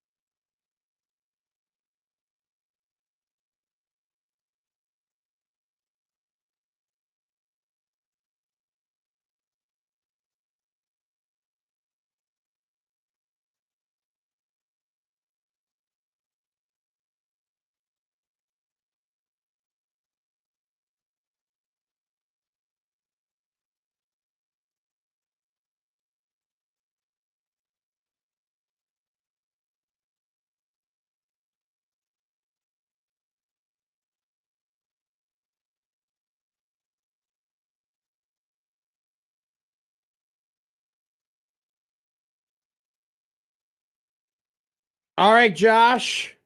We have an extended timed odd news just for you because you deserve it. The world's greatest producer, Josh Oddson. Oh, my. Here doing the odd news with us. Here we go. I want to tweak your PGA. Oh, we'll do that later. We'll do that later. I'll reintroduce it. We'll do that later. Okay, Then you we'll want to hit a do break. this now? We'll do this right away. Okay. We'll do this right away. More World Cup preparation coming to the host. That would be North America. That's us. We live here. Mm-hmm. Canada, the United States, and Mexico, all in North America. For those who did not know, for our children who might be listening to the show, an educational program, some might call this. By the way, don't forget, we're going to educate you about the women through the decades at 12:45. Look at me, little baby boy knows how to plug a segment. That's right. The Massachusetts Port Authority announced it will celebrate the coming FIFA World Cup by constructing the world's largest soccer ball. Massport said the ball is it's just a funny name. I don't know why. Massport sounds like a slur for Bostonians. It does. Yeah, Massport. I understand there's another one that starts with mass. Yeah, mass. We're not going to talk about Like, that I can't use that one? No. Dang, but it's mass. But it's also a little too close for comfort. You know what people say? You put an M in front of everything, it makes it better. That's why they put the M in front of Middays with Matt. All right.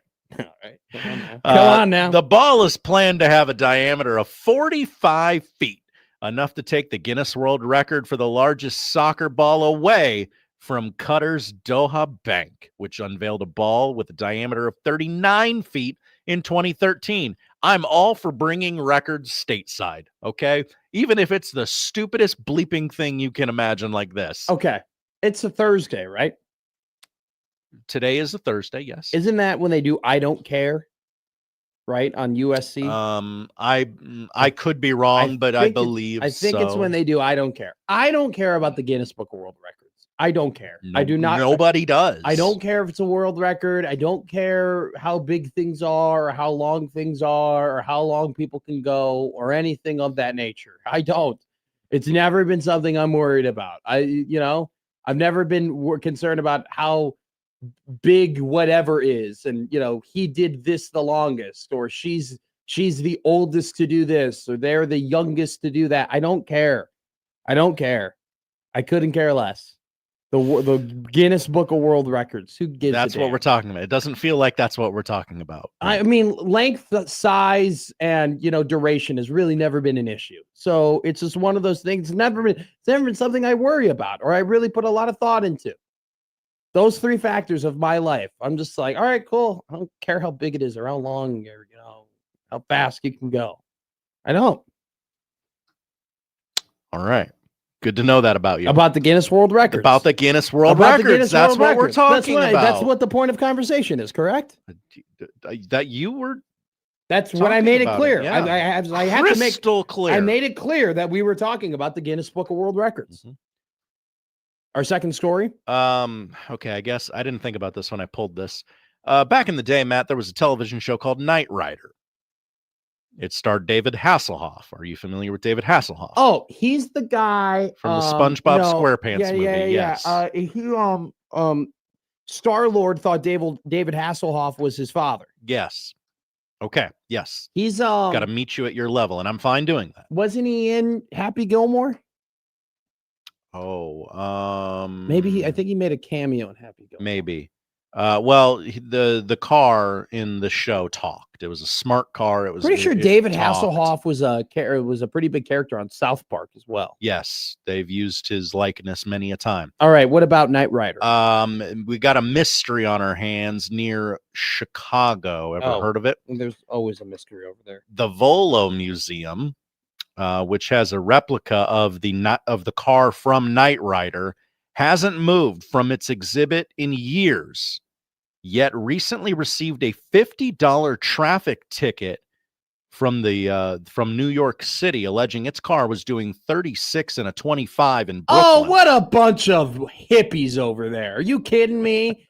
36 and a 25? That's ridiculous. The ticket came complete with traffic camera photos showing a black Trans Am with the California license plate, Knight, the same plate as the car on the show, and the same one as the novelty car in the museum, even though that car is unregistered. The license plate is also connected to 5 other unpaid traffic violations in New York City since late 2024. The connection is not immediately clear, but and officials with the museum are working on finding out how this car that doesn't move can be getting ticketed in New York City. Well, isn't it just somebody has the same exact Trans Am and that they have a license plate that's actually registered under night? It seems like that. Isn't this very logical? Yes, but the car in the museum that doesn't move isn't registered. But they're getting the tickets? They're getting the tickets. So that's somebody's playing a joke. That's the disconnect. I think somebody's being funny. You know what I'm saying? I hope so.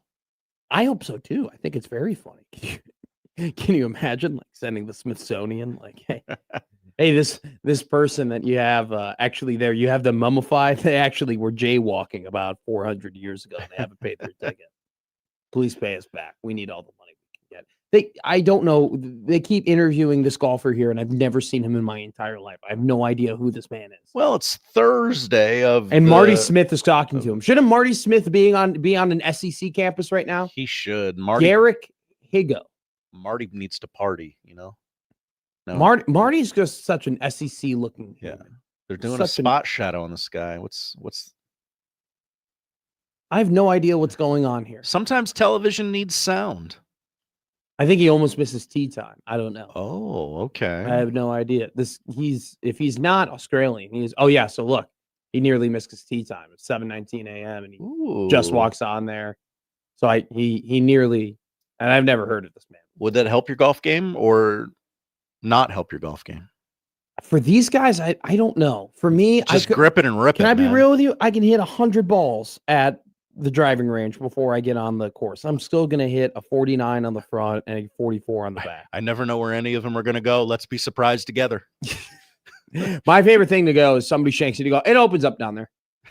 It opens up. Don't worry. It opens up down there. No, you're right where you want to be. Mm-hmm. What's our third and final news story? Well, I had trouble finding one, so I'm going to click on this one and just read it. Oh, go ahead. I love this. Because I like the headline. This is just raw dogging odd news. Yeah. Man has stolen. Here's the headline. Man steals $735,000 for property, OnlyFans, life coaching. The St. Louis man pled not guilty Monday in federal court after being accused of stealing more than $735,000.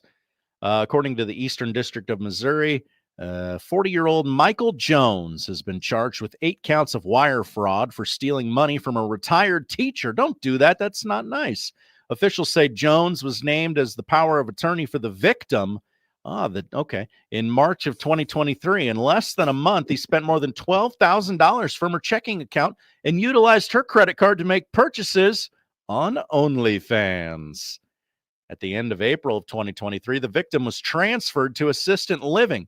This isn't as fun a story as I wanted it to be. Yeah. This is awful. Hey, that's what happens when you read a story based on the headlines. Yeah, it might not work out. I probably shouldn't use that adjective about this current circumstance. After her home sold, Jones used that money in her checking account to buy 4 properties across St. Louis, 1 in Hillsborough and 2 in East St. Louis. What a crappy human. You got to think bigger than, I need 4 homes in St. Louis. That's a great point. That's probably the worst way to spend your money. Is going to St. Louis of all places. Yeah. I'll say, first up, I thought you read the headline as OnlyFans coaching. And I started thinking of like, now there's a business idea. How would you coach OnlyFans? Oh, you just tell take it off. You just tell them you got to take better pictures, honey. Lighting. Get it out. Get it out. Ring light. Angles. I get up, move the leg over. Move the leg over. Golden hour. Actually do it on the bed. Yeah. Just take the picture on the bed. Just move the bed. Man, come back. Yeah, it doesn't, What I want to really I could be an OnlyFans coach. What I really want to focus on you right now, Sabrina, is what I need you to do is I want you to focus about your elbows. Get your elbows out there, right? Really make them accentuate, make themselves look a little bit, skinnier here. And then you go here, you can push it out a little bit. We get a better angle. Mm-hmm. See, that's me taking the bit too far. I just think only being an OnlyFans coach, I feel like what would be harder, being a Major League Baseball manager or an OnlyFans coach? Just sitting on the bench for one of them. How many calls to the bullpen do you have to make? Okay. Yeah, it might be easier being a. I certainly think I could be an OnlyFans coach. I don't necessarily think I could be an MLB manager. I would want to. I wouldn't be a Major League Baseball manager, correct? I wouldn't want to. I wouldn't want to wear the uniform though. That's why you'd be a great OnlyFans coach. You know the importance of taking it off. Now I would wear a baseball uniform to that job. Put my foot up on the first step. On the bed, on the head of the bed. Just kind of crouch like, okay, let's really get in here and think about this. Looking like Joe Torre. No, move to the right. Move to the right. Now we got to close the window. Mm-hmm. The light's coming in. You got a glare on your forehead. We want the glare somewhere else. But I'm just saying we could do this. I've always wanted to make a professional +1 for weddings business. Would that just be a gigolo? That's what my mom said. Not to put too fine a point on it, but well, I'm not doing anything other than just it's like just a date. Yeah, I'm not doing anything else. Nothing physical. No, seriously, that's not what you're paying for. You're paying for me just to be there and act like I'm your boyfriend. Sure. Or to just be the life of a party.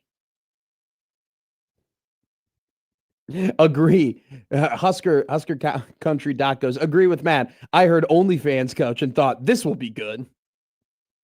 Yeah. I was really excited to hear about what this guy his playbook looked like. What's the first 15 script for an OnlyFans coach? Is he an offensive or defensive minded coach? You know what? Screw you being in a baseball uniform for being an OnlyFans coach. I would just show up in like a quarter zip with a headset on, visor and a headset with a little piece of paper, and on the back it says BU. After every shoot, I hang up my my play call sheet. Would you do post-game press conferences? Of course I would do post-game press conferences. Yeah. I should do post-game press conferences after the show. Oh, just didn't have it today. I had a really good show today. Came in, thought the topics we had were really good. Thought Josh did a really good job, making graphics throughout the show. I'm really happy with Josh when we can go ahead and we can, make a joke and say something funny. Then immediately when we get to break, he's got a graphic ready to go and we can laugh and joke about it on the YouTube. I think we do need to do a better job of sometimes we do too much physical comedy that the people on the radio can't see. And I don't want to make those people on 97.7 The Zone or 1620 AM feel left out, but we definitely do want to reward our YouTube watchers for sure. We love that community. I'm just really overall happy with what we've done this week. I think the shows have been clear, concise. We've had some really good segments. We've delved deep into things that people really care about. At the same time, we've stayed true to ourselves, and that's what Middays with Matt is all about. We got to stay true to ourselves, and we got to keep things loose. I think Josh and I we're at our best when we keep things loose, and had a great week of practice over the weekend. Really focused on the guys who are here. Really excited about the buy-in of this team. This is just a team that likes each other. We've really come together and we really like each other, and that's what bodes well for making a championship show. So overall, really happy with today's show. And like I said though, 2-hour rule, got to flush in and focus on the next show tomorrow. All right, thanks, Coach. That's enough for Coach today, guys. We'll do it again tomorrow. Thanks, guys. Appreciate you. Come back the next day and be like, you guys get two press conferences in a week, really? We really spoil you around here. All right, I'm ready for your questions. What do you got for me? No, this isn't the press secretary. Why is that the only press conference in the world where there's no order or decorum, dude, and they just shout until someone gets pointed at? I don't think people realize it's not hard. The order and decorum and authority that is in a Nebraska press conference, okay? It goes without saying who gets what questions at what point and what time, okay? And there are some reporters at a Nebraska press conference that once they start opening up, like once you start seeing them move their mouth, you're like, oh, Sam's asking. We got, you don't really do anything there. And then you get to the point of the middle of the press conference where you got the young cats like me, where it's like, all right, now we're fighting. Now we're scrapping. Now we're like, we're duking it out to see, who Matt Rule is going to answer the question. But the first 8 questions, I can tell you the 7 guys who asked them and gal who asked them. Simple and easy. I don't know why we can't do that in an American or a presidential press conference. Do we need to bring that back more, you think? Do you think we need more press conferences, or just there's a lot of incessant screaming and yelling before we get to the actual question? No. I don't think it's good for anyone. All right, real quick, the PGA Championship is happening right now. Nobody really cares about the PGA Championship, and so I have proposed replacing the PGA Championship with something. It's my idea that I've created. Some have called it May Madness. Here's what I think we should do. We get the top 64 golfers in the world, 1 through 64, 18 holes, match play. You win your match against the golfer you golf against. You know what you do? You go on to the next day. 32 golfers, reseed. We do it again. Saturday, 16 golfers, reseeded. All right, we get down to 8. And on Sunday, we have 4 twosomes. Those 8 golfers, whoever has the lowest overall score amongst those 8 golfers, you win whatever the hell we're going to, the McMasters. We'll call this the McMasters. You win the McMasters. You win the new 4th major championship. You had a tweak for me? You wanted to tweak my PGA championship? Yeah, me and a lot of people had the same idea. We love the idea of the 64 golfer bracket. It's stupendous idea. It's going to sweep the nation. People in offices all over the country are going to play along, and it's going to be great. But what if we did more? How about 76 golfers instead? You know what? And you had to wiggle and meander your way through if you were mid as hell and had to really earn it. I think people will really rally behind their golfer having to earn their way in to the tournament after a mid as hell regular season. I won't do that, but you know what? I'll play ball with you. I'll make it 68, and we'll have a 4 golfer play in on Wednesday, and we'll do it in Dayton, Ohio. How about that? You like that idea? Love it. Beautiful. We'll do it on a municipal course to play in to the McMasters, the new 4th major of the PGA. Coming up next, let's talk about Troy Dannen. He had a lot to say about the CSC. We talk about that next on Middays with Matt.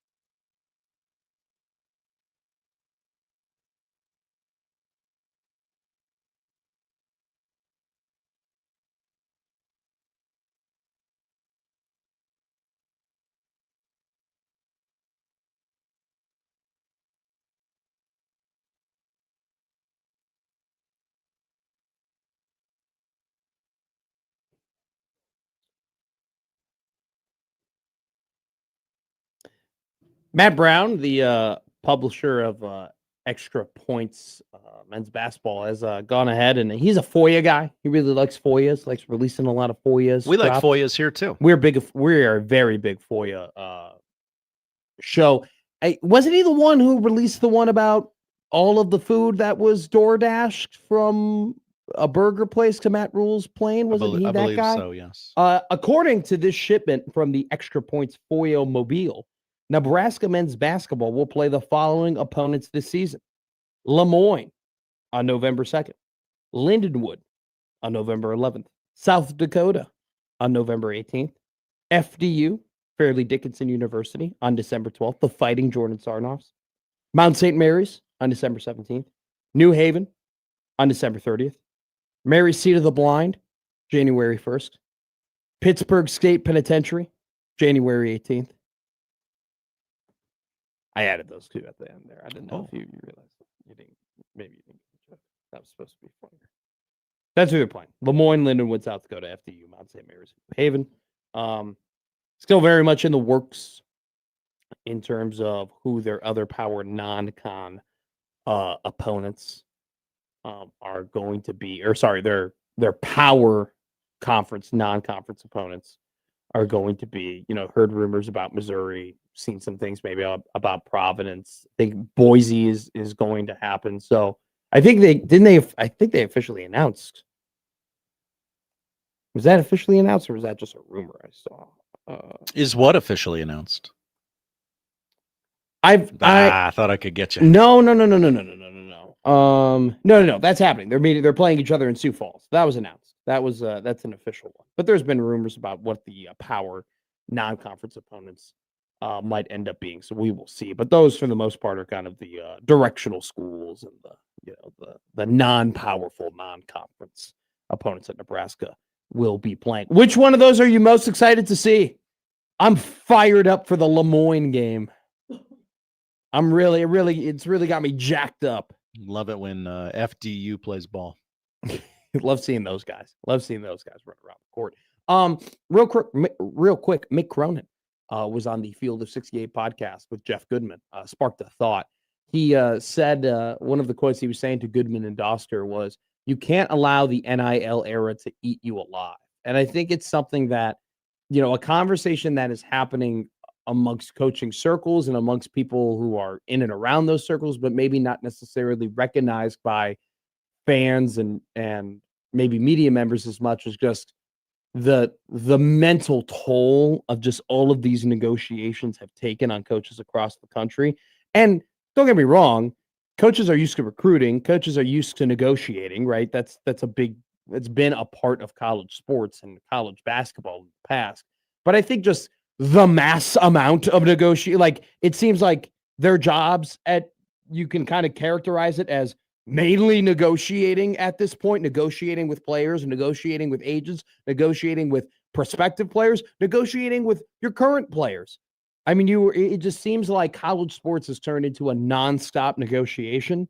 And then you got to negotiate with your school, and then you got to negotiate in terms of how much revenue share you're going to give us, how much money are you going to actually give to us. And then you got to, your school has to negotiate with the NCAA in terms of what are the rules and everything like that. It's just one of those things where, especially these older coaches, like there are aspects of the game that have amplified, and I think that you can take away from some of these quotes about, and honestly, just retirements as well. Let's say, wow, they have really worn down on some of these coaches who were thriving before all this stuff happened. And I don't know if we've had a big enough sample size yet across enough sports, but it'll be wildly interesting to see who are the coaches who end up thriving in the transfer portal, who are the coaches who end up, changing their careers because of the transfer portal and adding to their legacies, or, making more money or whatever it might be. And what coaches end up floundering because of the transfer portal? What coaches, not the ones who just retired, not the ones who got out of Dodge before, all of this stuff blew up and they knew that they didn't want to deal about it. I'm not talking about those guys. I'm talking about the ones that stuck around, who thought they could handle this era of college sport, and it just turned out to not be their bread and butter, that they were so rooted into what college sports was and operated at such a different level and a better understanding of things previous to the NIL era. What are the discrepancies in terms of records and what coaches thrived and what coaches cannot thrive? I think that'll be an awesome article written by somebody way smarter than me in like 5 years. And I think one coach that will look at and say, probably ended up benefiting from the transfer portal greatly was Fred Hoiberg, because Nebraska's 2 trips to the NCAA tournament and their lone Sweet 16 appearance in team history came mainly through the portal. Came a lot through the portal, especially that first berth against Texas A&M. Casey came through the portal. C.J. Wilcher came through the portal. Bryce Williams, Juwan Gary, Josiah Alec, like all came through the transfer portal.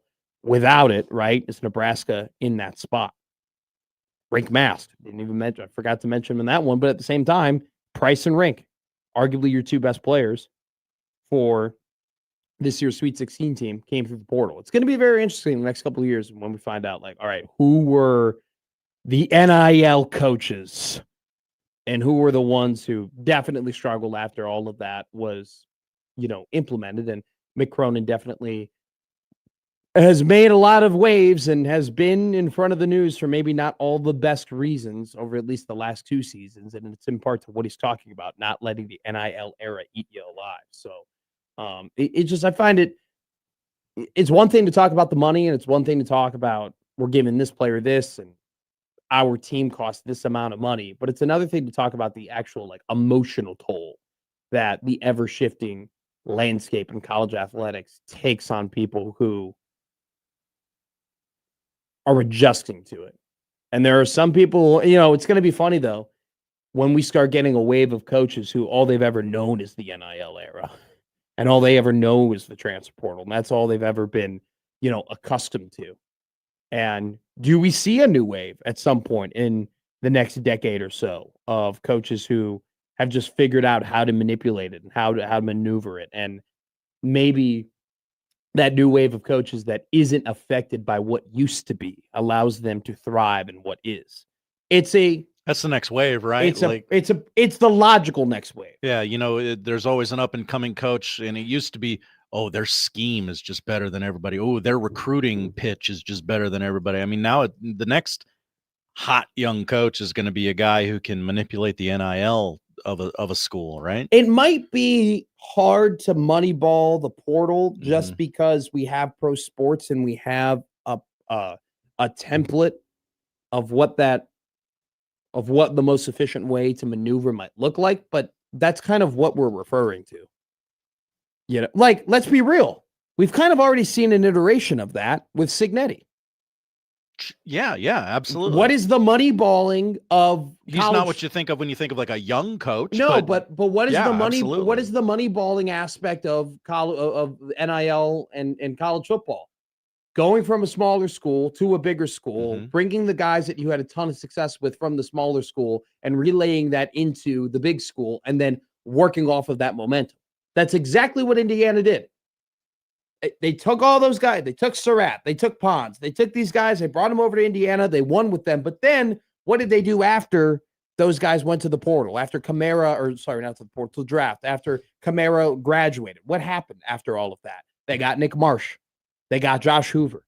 They started swinging big for really big, really talented players. Now, Troy Dannen, who is very much involved in all of this ever-changing landscape of the College Sports Commission and the NIL, and he's always talking about, and I'm not saying this sarcastically, I'll say this seriously, he's always talking about how things are changing and how he's adapting to it. And I think that overall, you kind of look at Nebraska's financials and the successes that they've had in the NIL era from sport to sport, you can come to the conclusion that they're doing things in some aspect the correct way because a lot of Nebraska sports are thriving.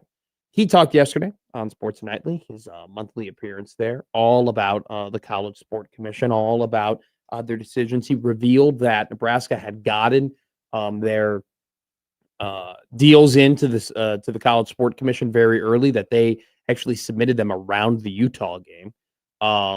And that's kind of why they're first up in arbitration. And he actually did refer that there's a lot of arbitration cases to come up in Stuart Mandel's article from a couple of days ago, Mandel revealed that there's actually 21 arbitration cases that have been consolidated. So 21 deals that have been consolidated into 3 different arbitration cases. And so that's kind of the numbers there. Dannen also did refer a very interesting quote. Omaha World Herald had a really good article about it today, written by Sam McEwen, in terms of Dannen and his viewing of the $40 million Oscars and the $50 million Oscars. He literally said in the interview, I see a lot of roster numbers out there floating around, and I don't believe a lot of them. Nonetheless, if a school A touts they're going to be able to provide their student athletes X, then Nebraska wants to be able, whether it does or doesn't pay, to have the same pathway to provide to our athletics. So, it's one of those things where he's saying, I don't necessarily believe in all of the numbers that you're seeing. It still does not stop us in trying to have more money to spend and to give our teams more money. That's not going to, just because I think some of these numbers are fugazi does not mean I need to stop trying to raise money, which obviously is the right way of going about it. Dannen also referred to, hundreds of millions of dollars in deals, being denied. Mandel once again had a number on that. So over $200 million in deals have been put through the College Board Commission. Close to $50 million have been denied.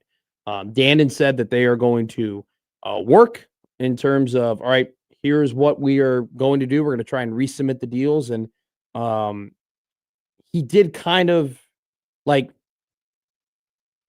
Mike Hilgers and the Attorney General and the state and the laws that that's kind of a backstop, but they are going to try and do it the right way. And he once again, and this is what we kind of referred to over the last couple of days, he said this: we are going to follow the rules. You have to rely on the governance. And I just want to keep reiterating, Nebraska, based on where they are at financially, does not benefit without regulation. Nebraska benefits from regulation. Nebraska benefits from all of these schools who have way too much money from just spending it all willy-nilly and completely blowing up the market. And so it's not surprising that the Attorney General and the state laws are considered to be backstops. And he even admitted, on the show that they're not necessarily worried about whether or not their student athletes are going to get paid. They're not. They know that they're going to find a way to get their athletes the money that they need. It's just one of those things where, how do you go about doing that? And they're going about doing it in a way that will benefit the CSC and in a way will end up benefiting them in the long run. A very interesting thing that they brought up here. So Jeffrey Kessler, if you've been following litigation across just sports over the last couple of years, you know that name because Jeffrey Kessler is like the antitrust lawyer of a generation. He is the antitrust, guy in terms of these cases, and he is going to have a national scale case in California taking place in June that argues that the CSC's rulings don't settle what is deemed or what he deems as enforcement reach. And essentially he's arguing that multimedia rights companies are not considered to be associative entities. And if they win that case and people agree that multimedia rights companies are not associative entities, none of this crap will matter anyway. So this thing is ever moving, but basically Dannen's comments have reinstated, we want to follow the rules. We're going to try and follow the rules. We're going to do the things the CSC wants us to do. We're not worried about our athletes getting paid. We know that we have a backstop when it comes to the Attorney General and the state laws and Mike Hilgers. At the same time, there's a case going on, in the future that might deem all of this unnecessary, but you know what? We're still going to go ahead and do it. I think that it's pretty clear and it's pretty concise what Nebraska is trying to do here. The CSC having power benefits them, and they will not be the ones to topple them. I don't know if they're really, there's not a whole lot they can do if anybody else does it, but they're not going to be the ones who at least initially try and do it. And they're going to try and play ball with these guys as much as they can. We promise not to be the ones to break the peace that we brokered here. What movie's that? The Godfather. There you go. Oh yeah, that was in the meeting Mhm. before they ended up murdering all those people That's and right. ended up breaking the peace. That's right. Before they ended up doing the exact thing that they promised not to do, until they became the very thing they swore to destroy. Nebraska's trying to bring peace, freedom, security, and justice to college sports. Good luck with that. Coming up next, we talk about women throughout the decades here on Middays with Matt.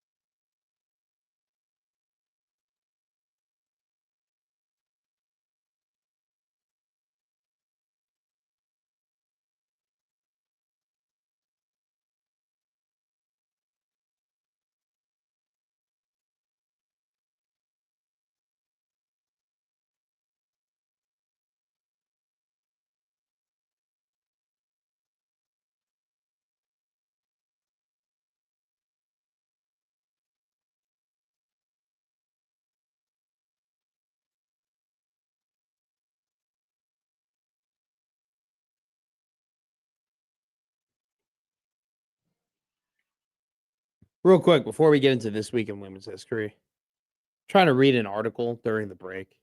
I'll just call out the publication, USA Today. Oh, dude, it's a disaster to read an article on there. They have website. to, and I'm doing it on my phone. I was reading it on my phone. Oh, even worse. Dude, they got to figure that out. There's way too many ads, way too many videos. There's a bunch of pop-ups. I thought the article was done 3 different times because of all the ads that I had to scroll through to get to the next paragraph. Yeah. Like, I understand you got to make your money the way that you have to make your money. And I am not in the digital, like newspaper space. And so maybe somebody. Imagine being in the digital newspaper space. Yeah. Some people are. Anyway, it's just one of those things. It's not my area of expertise, and I'm not going to complain about it, but there are a lot of ads on the USA Today articles, and you need to fix it up. You need to clean it up. You need to be better. Jeez. I don't want to keep closing ads about weight loss over and over and over again. We get a text from the 402. No way Matt weighs over 200 pounds. You'd be surprised, buddy. You'd be surprised. I don't know why somebody wrote that in, by the way. It's the first time they've texted us, right? Yeah. The first time they texted us was no way Matt weighs over 200 pounds. Hey, I just appreciate them reaching out. Yeah. Would you like them to talk about your weight?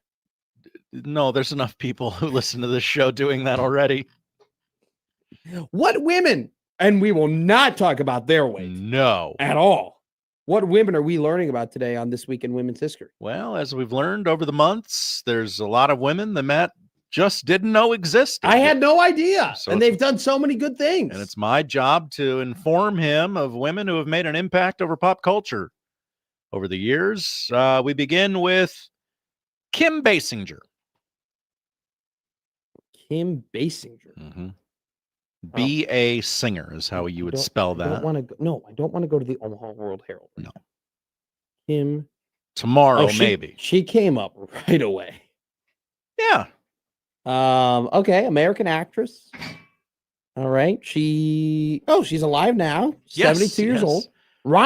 She's a lot of husbands. Ron Snyder. Yeah. Some of them are very famous. Yeah, Alec Baldwin. Uh-huh. For quite a while. Yeah. They were a couple. They were running around together. Wow, she's 72. Yeah. I didn't know. She was a shampoo model. Okay. I didn't know that. What's Breck shampoo? Was that like a big deal back in the day? I have no idea. Whoa. Okay. Sorry. So just things popped up here. Okay. She was in Batman? Yes, she was. The 1989 Tim Burton Batman. Who was she? Oracle? She was Vicky Vale. She was Vicky Vale? Yeah.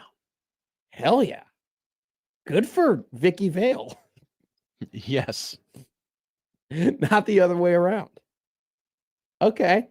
Has she done anything recently of note? Oh, gosh. The last thing I remember seeing her in was the 50 Shades of Grey trilogy. Oh, wow. She played somebody's mom.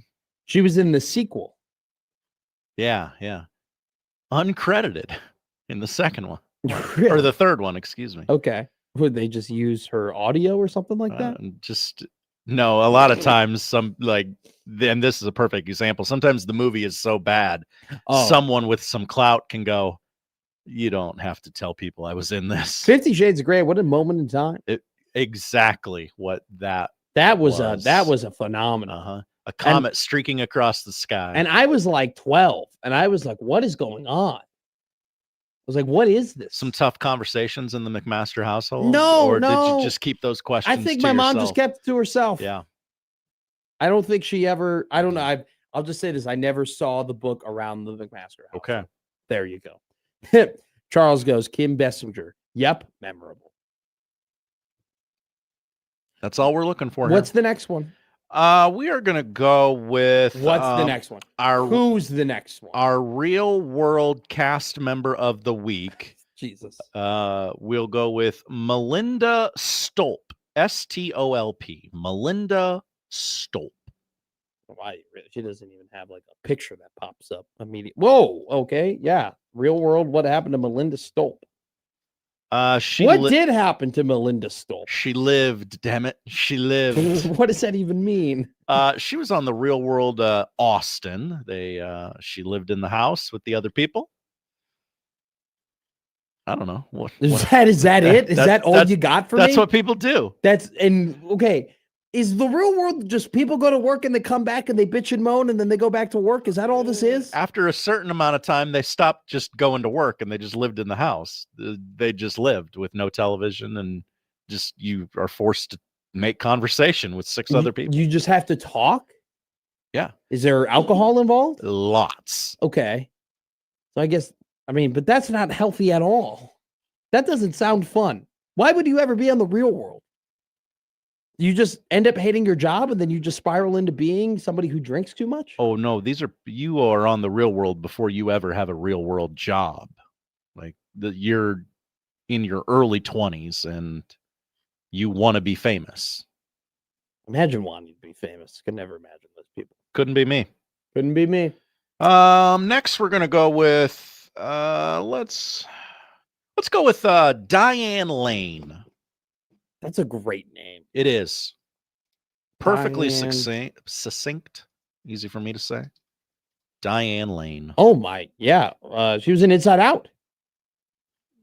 Yes, she was. She was a voice in it. Wait, I know this. Where do I know her from? Under the Tuscan Sun? I know. Stop it. I know her from something. She was a mom in a movie.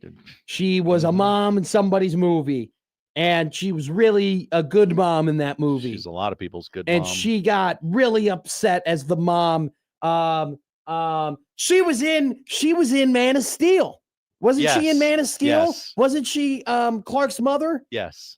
And she was married to Kevin Kent. Costner? Martha Kent. That's what she's in. Oddly enough. What a motherly face she has. Yes, she does. She just not looks. The first time she was married to Kevin Costner in a movie. I look at Diane Lane and I want to give her a hug. You know? Mm-hmm. Or more importantly, I feel like I need to feel her loving hug. Diane Lane's going to sit you down and fix you a plate. Yes, she is going to fix you. And she's going to like cross her legs a little bit and put her hands down. And she goes, "Are you okay?" Yeah, she's going to say, "How are you?" And you're going to say you're fine. And she's going to go, "No. How are you?" And she'd be like, "How are you really?" And you're like, "I'm fine." She's like, "Your father was like this all the time." That's what she does. Yeah. Is she still going? Oh, yeah. Oh, yeah. She's married to Robert Duvall? No, she's not. Sorry. Can't possibly be true. Sorry. She was married to Josh Brolin. Robert Duvall recently deceased, yes? There's just a picture of her with Robert Duvall. Mm-hmm. Robert Duvall is recently deceased, by the way. Sorry, rest in peace. Robert Duvall. No, it's just a picture of them hugging, and I thought they were like together. No. Now he was 58. She was 50. He was 58. She was 24. They were hugging. Here's something I've learned. Had a friendship. This is an educational journey for you. I'm learning that Diane Lane was dumped by John Bon Jovi because she made him jealous by getting too close to Richie Sambora. You don't know who a lot of those people are, but she was Penny Chenry in Secretariat. Okay. She also was Penny Chenry. Horse movies. I got to relate. I love Secretariat. I got to relate. She was so good. Got to meet you at your level. She was incredible. Let him run, Ronnie. Let him run. Come here, Red. You want to do one more? Yeah, one more. We got a minute and 20 seconds. Lisa Bonet. God, Lisa, we don't have these names anymore. Diane, Melinda, Lisa. Uh-huh. I feel like we're losing Kims. We're losing recipes. We're losing Kims. Monet? Bonet. Oh, Bonet. She pops up right away. Yeah, wow. She was in The Cosby Show? Yes. Is that how she got famous? Mm-hmm. She later went on to marry Lenny Kravitz. The two of them had a daughter, Zoe, together. I was going to say, if she married Lenny Kravitz, that kid has to be gorgeous. Yes. And that kid is gorgeous. Yes. Lenny Kravitz did the "I Want to Get Away." That's right. He did that at but he did the remix with one of the Migos at the Grammys. And it was sick. Yeah.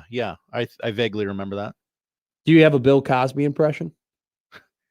I do not. No. You want to ask me if I have a Bill Cosby impression? All right. Against my better judgment. Matt, do you have a Bill Cosby impression? No, I do not. I do not have a Bill Cosby. Okay. Not the way I thought that was going.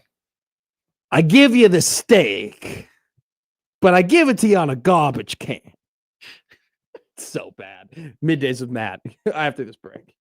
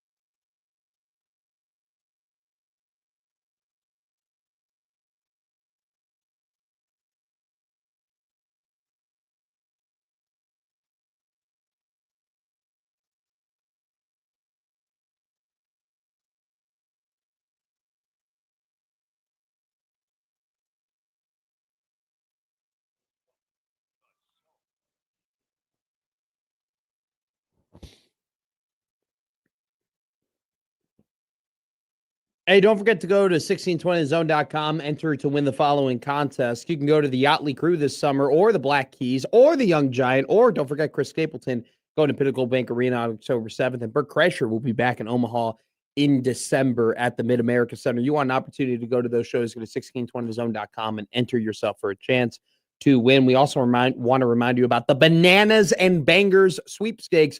What is your walk-up song? Let us know. You can win a 4-pack of sweet tickets to see the Savannah Bananas play at Memorial Stadium on June 13th. $200 and a free deck cleaning for McCarthy's 1 Hour Heating and Air. Enter online at 1620thezone.com. Powered by our friends at McCarthy's 1 Hour Heating and Air. Shout out to our friends in Minnesota, the Wild.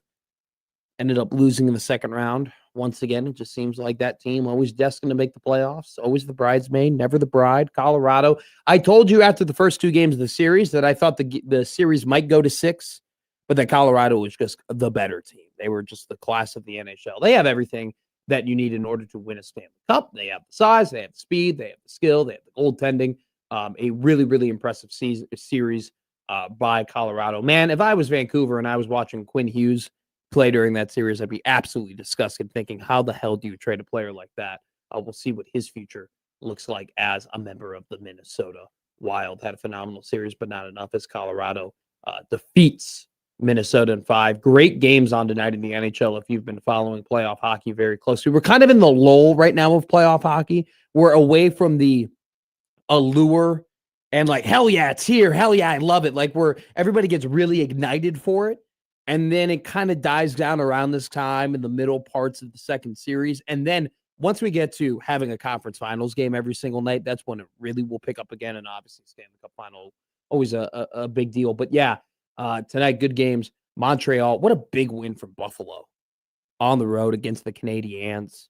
You know, a lot of people were like, oh, they're not playing Boston. You know, this isn't Kansas anymore. Can Buffalo, that's talk about a terrible franchise, along with Minnesota, who's just been not able to have a ton of success.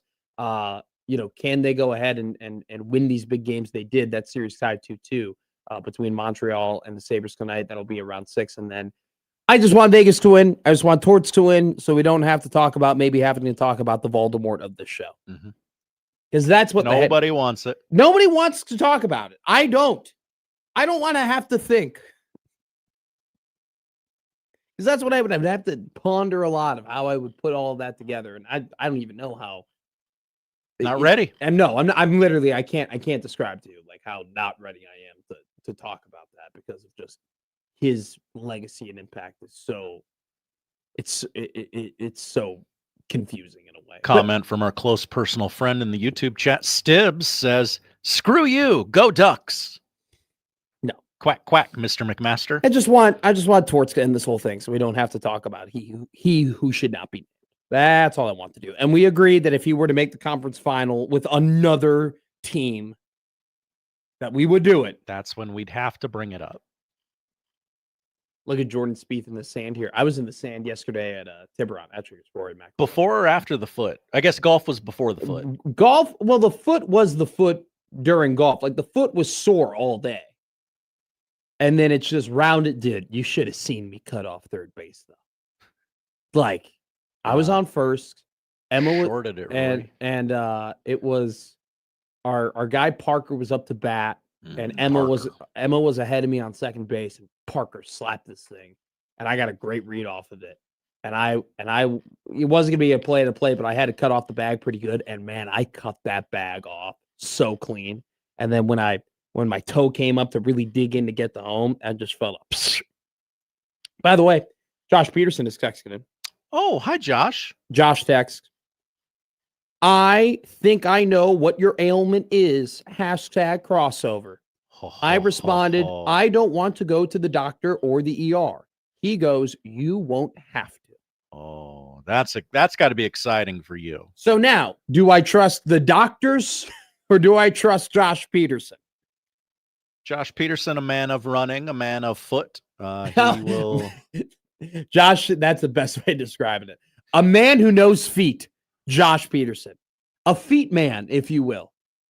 Related story, he used to be the 1620 The Zone sex correspondent. Oh, I feel like that has got to have been passed over to your current host right now. Come on. Well, I guess you'd probably have to discuss that in the crossover too. Who is the new 1620 The Zone sex I mean, correspondent? you said it. A man of foot. That A means man of Josh foot. Peterson is a foot guy.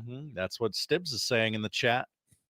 Charles Carmichael goes plantar fasciitis. Wasn't that didn't some quarterback have that and they couldn't get over it and it was a really, really tough thing for him and everyone's like, why hasn't he come back from plantar fasciitis?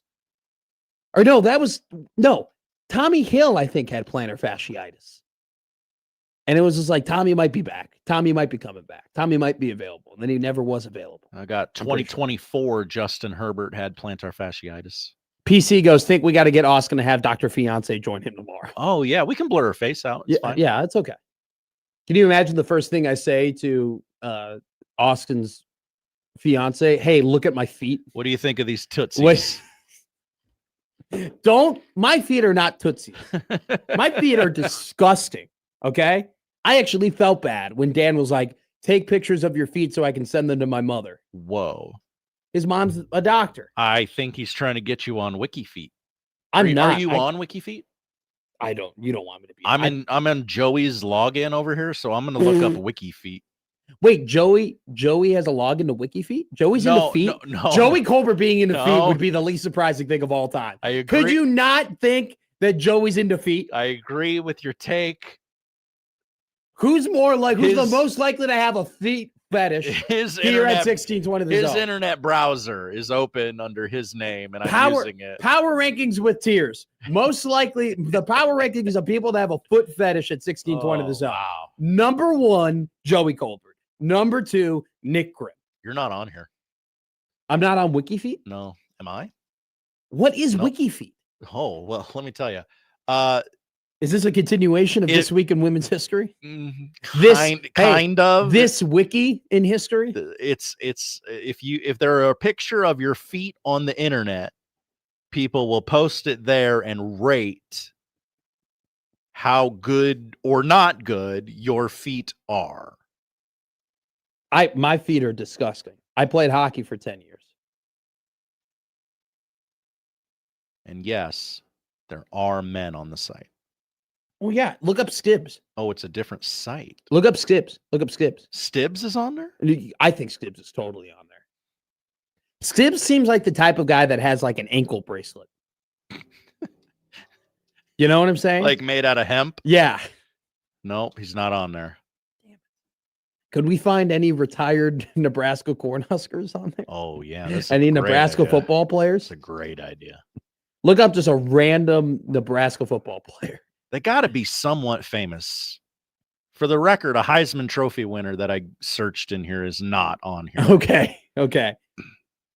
It's a certain backup running back. All right. Brett Favre is on here. Well, no crap.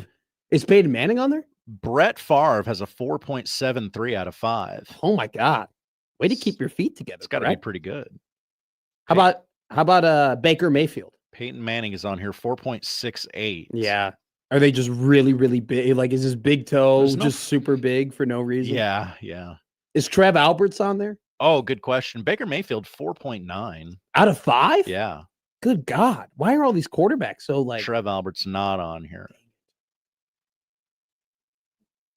Now, see, I believe Baker Mayfield has gassed up his WikiFeet score.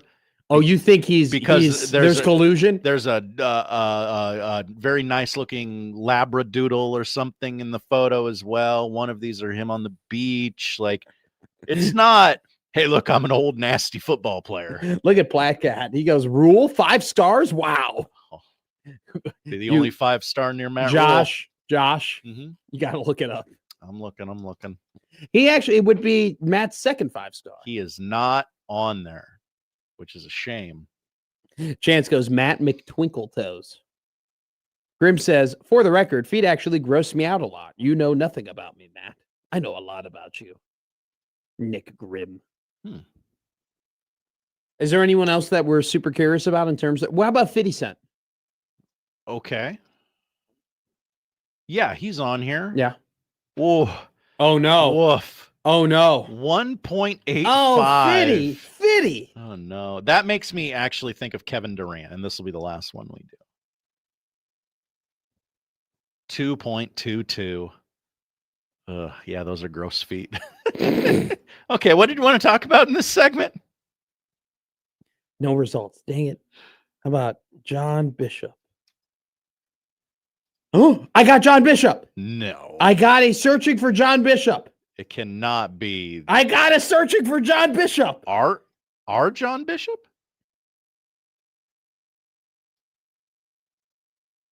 I can't find it. Did they just pop up? Okay, it didn't come up. It said the other ones, it said no results, but this one said searching. John Bishop. 4.86. That is not our John Bishop. Oh, dang it. This appears to be a better looking man. Yes. Huh. From the 402.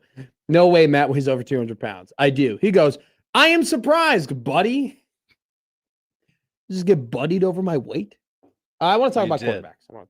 Quarterbacks, not their feet, their arms. Their Okay, brains, well, actually, how about this? So I'll give you the name of every failed Matt Rule quarterback, and you look up their feet in WikiFeet. Oh, okay? no. Okay, I mean, yeah, we can do that. It would be a lot of fun. Teddy Bridgewater. Oh, hold on. There was a pop-up ad bothering me. I don't want to go to Bovada right now. Why don't you want to go to Bovada? I'm trying to look up feet on the internet under Joey's login. Okay, who's the first one? I'm sorry. Teddy Bridgewater. Okay.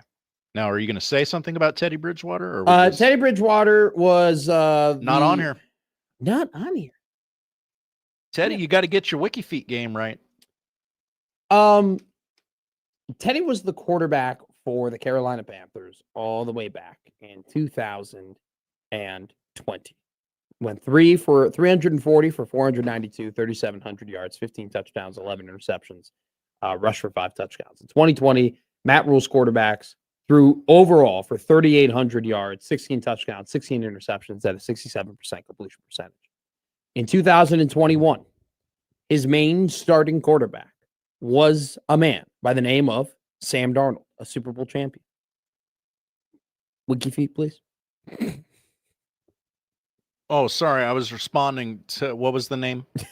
Sam Darnold. I'll listen to the show from now on, I promise. Sam Darnold. Sam Darnold. Oh, he's on here. Oh, is he? 3.85. Only 3 pictures available, so it's a small sample size. Sam played 12 games until he was eventually replaced by Cam Newton. They combined to throw for 3,239 yards, 14 touchdowns, and 21 interceptions. In the 5 games that Matt Rule was the head coach of the Carolina Panthers in 2022, his main starting quarterback was, once again, Sam Darnold and Baker Mayfield. Baker Mayfield, we've done 908 yards and 7 touchdowns in 2022. Matt Rule goes to Nebraska in 2023. His quarterbacks are a combination of Chubba Purdy, Heinrich Haarberg, and Jeff Sims. They combined to throw for 1,631 yards, 10 touchdowns, 16 interceptions, with a 52% completion percentage. In 2024, you had a full year of Dylan Raiola, 2,969 yards, 13 touchdowns, 12 interceptions, 66% completion percentage. 2025 with Raiola and with Latif, 2,900 yards, 23 touchdowns, 7 interceptions, 68.8% completion percentage. Now, the 2025 stats are overall impressive. I think we know that there was a lot of other things that were happening, though, that like the stats were great, but like Dylan took a lot of sacks. How much lower would Dylan's completion percentage would have been if he threw those balls away, right? His completion percentage would have absolutely dipped. I do think, though, that Dylan, for all his credit, didn't turn the ball over. I would then once again argue, well, his average depth of target was not very far. And Dylan didn't take a lot of risk when throwing the football. So once again, his turnovers are down, his turnovers are down, his completion percentage is up, but there's still plenty of negative plays that were happening when Dylan Raiola was the quarterback in Nebraska. But here's my thing. Matt Rule, over the last 6 years as a head coach, has had one quarterback for his level that I would consider was good. I think Dylan was good. I don't think Dylan was great. And I think Dylan was probably closer to being average than really good. But Dylan was good. Outside of that, the quarterback has been an issue for Matt Rule. And it's kind of funny it's taken the same pattern of the type of guy that Matt Rule has brought in to be the quarterback for his team, whether it be pro or whether it be in the college. And that is meaning the reclamation project. Matt Rule brings in Baker Mayfield to fix him. Couldn't do it. Matt Rule brings in Sam Darnold to fix him. Couldn't do it. Matt brings in Teddy Bridgewater to give him another chance after it did not work out in Minnesota, just like it didn't work out for Darnold and for Mayfield. Couldn't fix him. Couldn't make him a long-term answer. He brings in Cam Newton to give him one last hurrah. He had some pretty good highlights, but that was not the long-term answer. He comes in to Nebraska in 2023, brings in Jeff Sims, a reclamation project, trying to make him better. Jeff Sims was a turnover machine at Georgia Tech. He had a ton of talent. And I don't think when people were saying that he could be an NFL guy, I don't necessarily think they were wrong just looking at his speed and his size and his arm strength. And that was so intriguing about Jeff. If we could just get him to not turn the ball over, if we can just fix him, Jeff Sims can be an effective quarterback. That was the idea. And they could not get it done. Matt Rule, and this is factual, time and time again over the last 6 years has looked at very talented quarterbacks where it did not work out in their very first stop and has acquired them with the belief that I can make it work here. And it has not worked out. He gets Dylan Raiola, probably the one in terms of the performance over time and expectations to their level, has probably been the best out of all these quarterbacks. He gets him straight out of high school. And yet Dylan at times was really, really good. Dylan for sure had his faults. Dylan for sure had his weaknesses. Dylan at times was a traffic cone in the pocket. And, often I think there were moments where he didn't really want to rip it down the field. And he was kind of was a little bit more in front of him. And, when he did rip it down the field, more oftentimes than not, it was inaccurate. Now he's doing it again. Matt Rule went 2020, 2021, 2022, 2023, taking quarterbacks, giving them second chances, hoping that a change of scenery, a new setting for them would help them and potentially motivate them to get their career back on track, whether it be Bridgewater, Mayfield, or Darnold. Was unable to do it. He did try doing it with Jeff Sims. It did not work out in the slightest. He then pivots away from that, takes a high school quarterback, a highly touted high school quarterback. And before Dylan could evolve into what people believed he could evolve into as a 5-star recruit, he goes and transfers to Oregon. And so now Rule is back to doing what he's done in the past, what has not worked out, which is taking guys and giving them another chance after it did not work out the first time. It did not work out for Anthony Colandrea in Virginia. 19 games, 26 touchdowns, 20 interceptions, a total of 4,083 yards and a 62% completion percentage. A lot left to be desired. But what is the difference between Colandrea and all of these other quarterbacks? Rule has taken all of these other quarterbacks essentially from their last stop and tried to get them heading in the right direction while a lot of things have not worked out. That is not the case for Colandrea. Colandrea isn't being brought to Matt Rule as someone who's broken from the ACC. He's not being brought to Matt Rule as someone who's been broken from the Cleveland Browns or broken from the New York Jets or broken from their previous stop. He's bringing in a quarterback that was the Mountain West Offensive Player of the Year. He is bringing in a quarterback that passed for 3,400 yards, that ran for another 500 yards, that had 22 passing touchdowns, that had 10 rushing touchdowns, that had a 66 completion percentage. He's bringing in a guy that, had his problems at the power level, but unlike any of the other guys who had their problems before they became his quarterback, Anthony Colandrea has found great success elsewhere and has been able to find the confidence and the mojo that they believed he would have found being a Virginia Musketeer. I did the numbers here. I've said this over and over again that I believe if Anthony Colandrea does 90% of what he did at Nebraska compared to what he did at UNLV, that he would end up being a very effective quarterback and Nebraska would move in the right direction. I've basically calculated what those numbers would look like, opposed from the completion percentage, because it's a little, those margins are a little bit too thin. So forgive me there. But if you were to get 90% of the production from Anthony Colandrea in the Mountain West, if you were to get 90% of that into the Big Ten, he would throw for 3,100 yards. That would be 5th, according to last year's rankings. He would throw for 21 touchdowns. That's 7th in last year's rankings. 10 touchdowns, that would be tied for 2nd with 3 other players. And he would be 7th in completion percentage. His 584 rushing yards in the Big Ten, hypothetically, if he got 90% of his production from UNLV, his 584 rushing yards would be 19th in overall in the conference and the 2nd most from a quarterback. His 9 touchdowns would be 1st from quarterbacks in the conference and 13th overall in the conference. If you get 85 to 90% of what Anthony Colandrea did at UNLV, you will have somebody we deem to be a top 6, top 5 quarterback in the Big Ten. You want to go above expectations? You want to beat Iowa? You want to beat Washington? You want to beat Illinois? You want to beat that second tier of teams? You want to be competitive against the top tier of teams? You want to get your business done and beat the teams that you should beat? You need a quarterback who's performing at a high level. I am concerned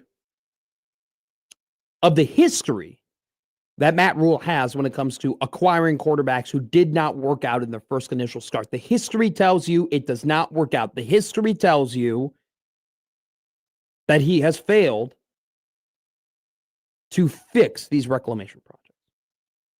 But do know that Anthony Colandrea is different than any other quarterback who previously failed at his first start. He's different from every other one that Matt Rule has brought in.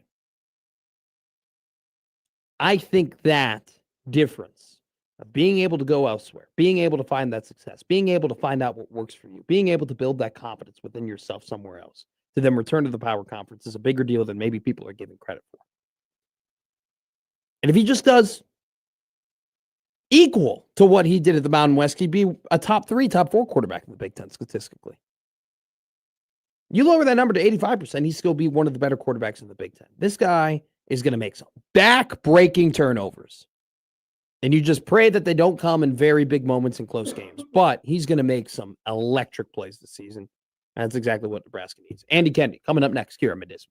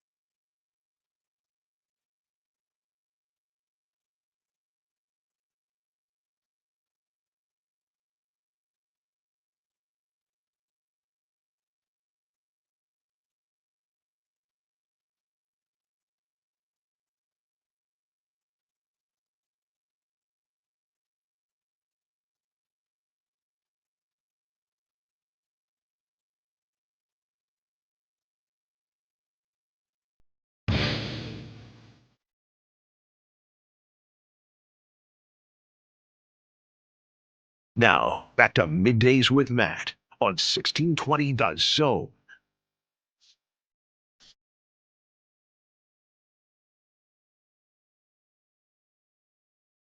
Omaha is celebrating 106 years of the Cinco de Mayo Festival from May 15th to May 17th, located on historic South 24th Street, L through O. Join us in honoring the vibrant Mexican culture that shapes Omaha for over a century. Experience the richness of Mexican traditions, history, music, food, and art. Live music and entertainment in the heartland of America Park at the riverfront, Mexican and Latin food and exhibitors. Join us at the Cinco de Mayo Parade on Saturday, May 16th at 9:30 a.m. as we march to the parade with our sister station and sponsor of the parade, Sweet 98.5. We are working to get AK on here for a couple of minutes before we hit a break and go ahead and talk about what we're watching tonight in sports. But before we do that, let's talk about what we're watching in the future. The NFL schedules are dropping. Tonight's big show. Real quick, by the way. So while we're dropping the schedules, when it comes to the NFL, we are learning about, matchups and, game day and where certain things. And I believe they had the TV draft a couple of days ago. What I was seeing on Twitter about certain games being picked to go on certain networks at certain times, which is wildly interesting. I think they need to broadcast that when all of those TV, those companies come together, and they start deciding what teams they want and what matchups they want on what network on what week at what time. I think that would be wildly interesting if we broadcasted that. I would settle for even like a release from one of the insiders of this was CBS's like top 3 games that they were like, we got to have these or we're going to be pissed. Or Fox's top 3, NBC's top 3. Yeah. I don't need it to be a big deal production event.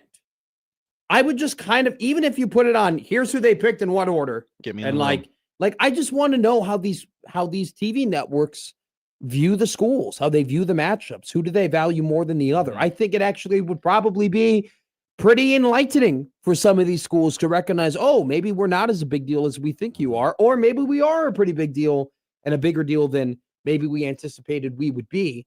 Added more motivation. But I think it's just so many of these things, these decisions that we make when it comes to college football have to do with TV. Okay. They have so much to do with TV, so much to do with inventory, so much to do with money. We're learning, right, that the ACC and the Big 12 are now coming around to the Big 10 in terms of doing the 2014 playoff. Here's what's embedded in all of this, though. ESPN does not want there to be more than 16 teams in a playoff. Do you know why ESPN doesn't want there to be more than 16 teams in a playoff? Because they would have to then give away games to other networks. Mm-hmm. Okay, good games, not just you can have the group of 5. Yeah, no, they would have to give away quality matchups, quality playoff matchups, because they just don't have enough channels, basically, and enough times and slots in order to broadcast these games. And so, why do you think the Big Ten wants 24 teams in a playoff? Who is the Big Ten's main TV partner? Fox. Mm-hmm. Do you know who wants to get in and who tried getting in and failed to get in initially on the college football playoff games? Fox. So the Big Ten says, you scratch our back, we'll scratch yours. We'll push for a 2014 playoff. We'll make a alliance with the ACC because that alliance worked out so well for the Pac-12, didn't it? When the Big Ten made an alliance with the Pac-12, that just really helped out the Pac-12, right?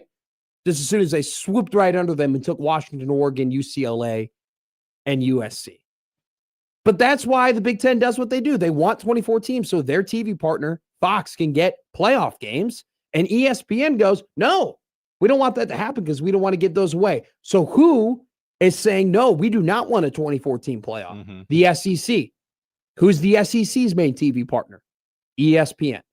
This all has to do with TV. This all has to do with inventory. This all has to do with more money being put in the pockets of these conferences.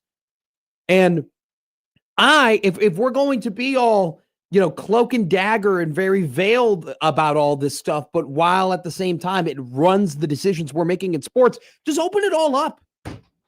We don't have to be secretive about this anymore. We don't have to be taboo about this anymore. Right? If the TV industry and how we're, broadcasting these things is making a lot of decisions. Let's just be more open about it. And I actually think that they would stand to benefit, and it would be an entertaining product to say, all right, here is the college football TV draft. Fox, you're picking first. Who's your first pick, Fox?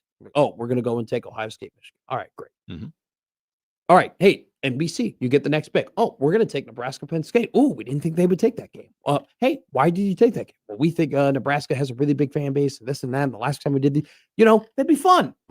It'd be entertaining. I think we're in a time right now where sport fans, I love, this is why I kind of love 1620 Zone. Like, people just want to learn. People just want to know more. They just want to know the inner workings of things. And when you have an entity that is working really hard to dictate a lot of decisions, I think there's an interest to understanding how more of those things work. So there you go. I think they should broadcast that. Now, the NFL is broadcasting their schedule release later tonight. I know Joey Colbert is very happy. All these leaks are coming out. There was actually a article that I had here opened up earlier in the show that was basically all of what we know of the NFL schedule and what it looks like currently right now. I do want to focus on the holiday games because those are the big ones. Those are like that. Those are the ones that pop the number. And last year, Kansas City and Dallas, I think there was 54 million people who watched that game on Thanksgiving last year. Absolutely insane. Well, the NFL has decided that they're going to try and top that. This is I have no family this Thanksgiving. Dude, this slate is effing bonkers. When am I going to eat? Packers at Rams, Thanksgiving Eve, Blackout Wednesday. I'm kind of mad about this one. You're mad about Packers Rams on Wednesday before Thanksgiving. I go out on Wednesday. Wednesday is literally nothing is going on. Nobody has work. You should try drinking at home. But I'm young. I like going out. You are young, and young people do like going out. Yes. Now I do call Blackout Wednesday amateur night. Because that's when all the amateurs go out. Mm-hmm. And you're a pro. I don't think that's a brag. I don't think that's a brag, bro. Okay. I think that's as big of a brag as I think it is. I mean, it's always been a night where it's been cleared from the sport holiday, and now we have a marquee NFL matchup. Look me in the eye. Am I going to watch? You're watching. I'm watching. Come on. Packers Rams going to be insane. Eagles at Cowboys. Even when the Cowboys are terrible, that's still always a good matchup over at AT&T Stadium. What interim coach will be roaming the sidelines for the Philadelphia Eagles? Oh, is that a prediction? Is that a long-term prediction from you? Yeah, I think it is. How is this guy in the hot seat? I don't get it. Because he's made it to 2 Super Bowls. They've won despite him. They won a Super Bowl. Despite him. Stop it. Guys I think has the highest winning percentages in NFL history right now. NFL all-time coaching wins. Must be nice to have a quarterback and an O-line that can run a play half the league thinks should be illegal. And well, they clearly don't win about it. They don't care about it anymore. Currently, Nick Sirianni has a 69.4 win percentage. Nice. He's 59-26. It's the 5th highest win percentage of all time in NFL history. And they hate him. Only behind George Allen, Vince Lombardi, John Madden, and Guy Chamberlain.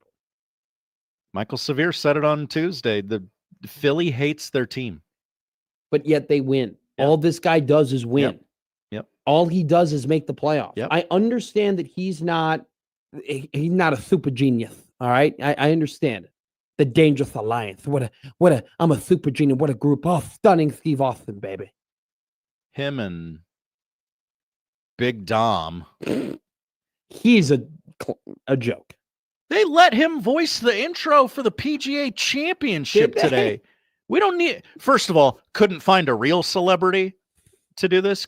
That's how big of a joke this thing golfer. That's how big of a joke this thing is to voice that thing. But also, you understand that Nick Sirianni has won 50 games in 4 seasons. I'm aware. I'm telling you, the city of Philadelphia does not like that guy. I don't care what Philly likes or doesn't like, or what Philly thinks or doesn't think. The guy wins football games. He won 11 games last year. They won the Super Bowl the year before. Probably win with Jalen Hurts. But you know what? This is always the conversation about like being the head coach for Howie Roseman is the biggest curse and the biggest gift of all time. It's the biggest gift because, yes, you're going to have very talented teams. It's the biggest curse because you can win 25 regular season games in 2 years and still somehow we're predicting you're going to have an interim head coach.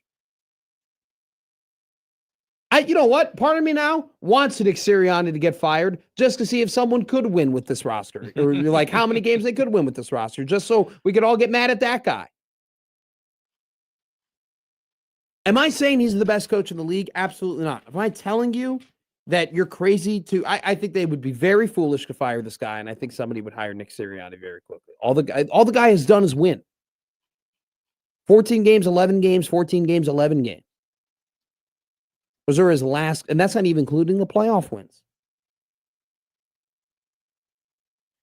Chance goes, Nick is a limiter on Howie's raw power. So what? They're supposed to go back to back Super Bowl champions?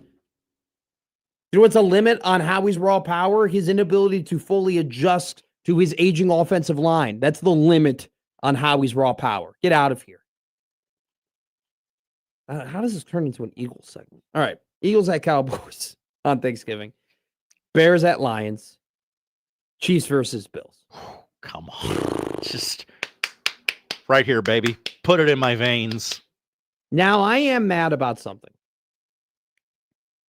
The Bears play the Packers on Christmas.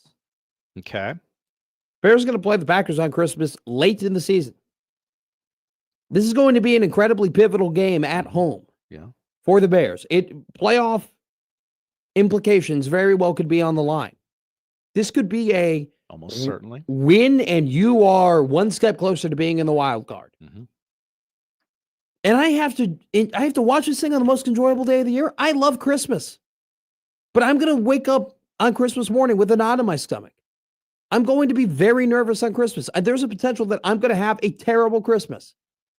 I don't want them to play on Christmas. I'm sorry. I don't want my holiday to be ruined by a football game.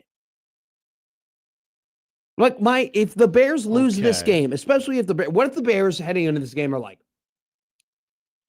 7-8, and they got to win this game to stay within playoff contention and win 2 more and make what if that's it, and then the Bears basically get knocked out of the playoffs on Christmas? Whose idea was that? It's a terrible idea. I mean, they're not thinking about me enough. It's the burden of high expectations. Is you get to play. I don't want to play on Christmas. Now, you love the Super Bowl. Would you wake up on Super Bowl Sunday with a knot in your stomach if the Bears were in what you call their rightful place? That's funny. That's funny. You think I would sleep? That's kind of cute of you. That's kind of cute of you to think that if the Bears were to play in the Super Bowl, that I would be in bed the night before. No, that makes a lot of sense. What you're saying now that I think about it. Yes, I would get no sleep for days if the Bears were playing in the Super Bowl. So no, I'd probably throw up multiple times before that game. I just don't. I don't want to be stressed on Christmas. I'm sorry. I don't want. I want to wake up with the smell of bacon in the morning. Sue me. We have a tweet from.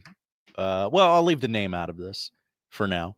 Sounds like Matt McMedia is canceling the birthday of our Lord and Savior. That's a tweet from Joey Warcola. Friend of the show? Yes. Not a friend of the show. Not a friend. Enemy of the show. Not a friend of the show. Dead to us list. Friend of Joey Warcola. No. Dead to us. Dead to us. No. I won't allow it. No. Is it Middays with Matt or Middays with Josh? It's Middays with Matt. Famous. Dead to us. Dead to us. I'm sorry. I'm going to veto your veto. Did you just retweet him? I did. I smashed that thing.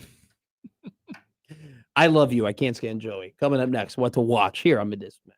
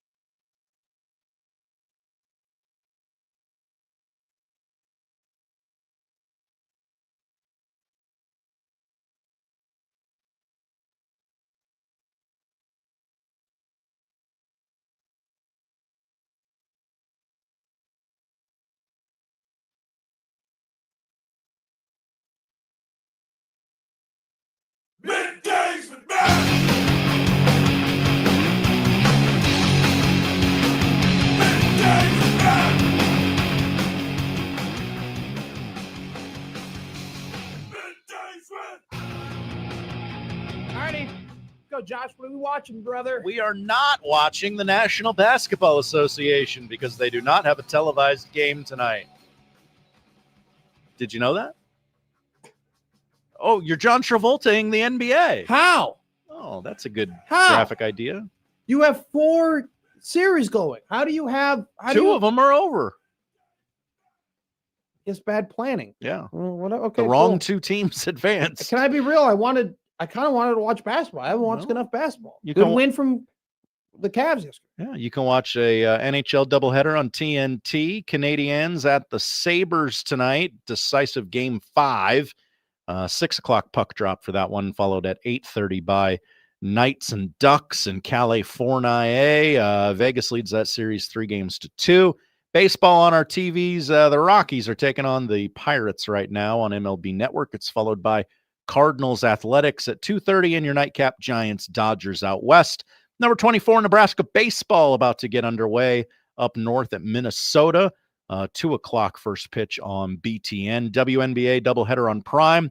It's Lynx and Wings at 7 o'clock, followed by Lynx and Wings sounds like a really good bar and grill we could open up. The special tonight's Lynx and Wings. Yeah, you can get so Lynx is actually our style of a tater tot, and so what we do is instead of in a tater tot you have multiple layers.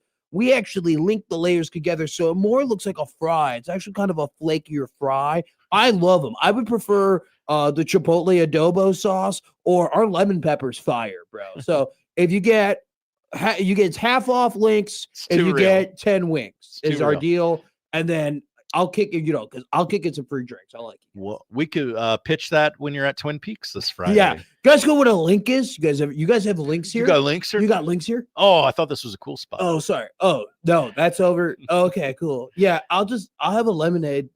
And then on Amazon Prime, following the first game, they go out west for game number 2, 9 o'clock tip for Liberty and Fire. That's the Portland Fire, as I'm sure you're all well aware of. It's an expansion team.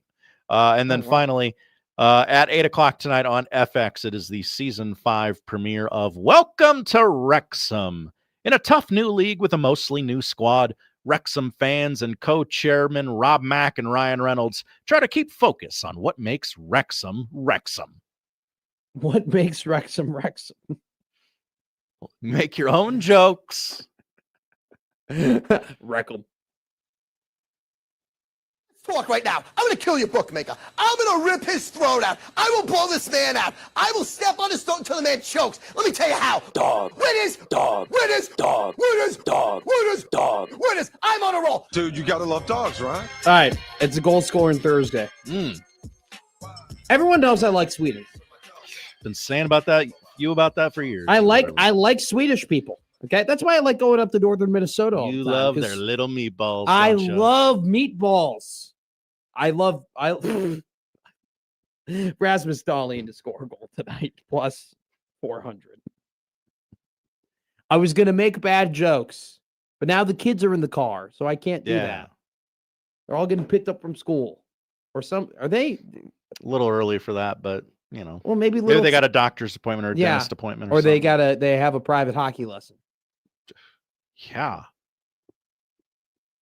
Rasmus Dahlin to score a goal plus 400. I used to do that. My dad used to take me out of school like a half hour early to go and get on the ice so I can get some reps in. He did all of that for you to be 24 and unable to walk.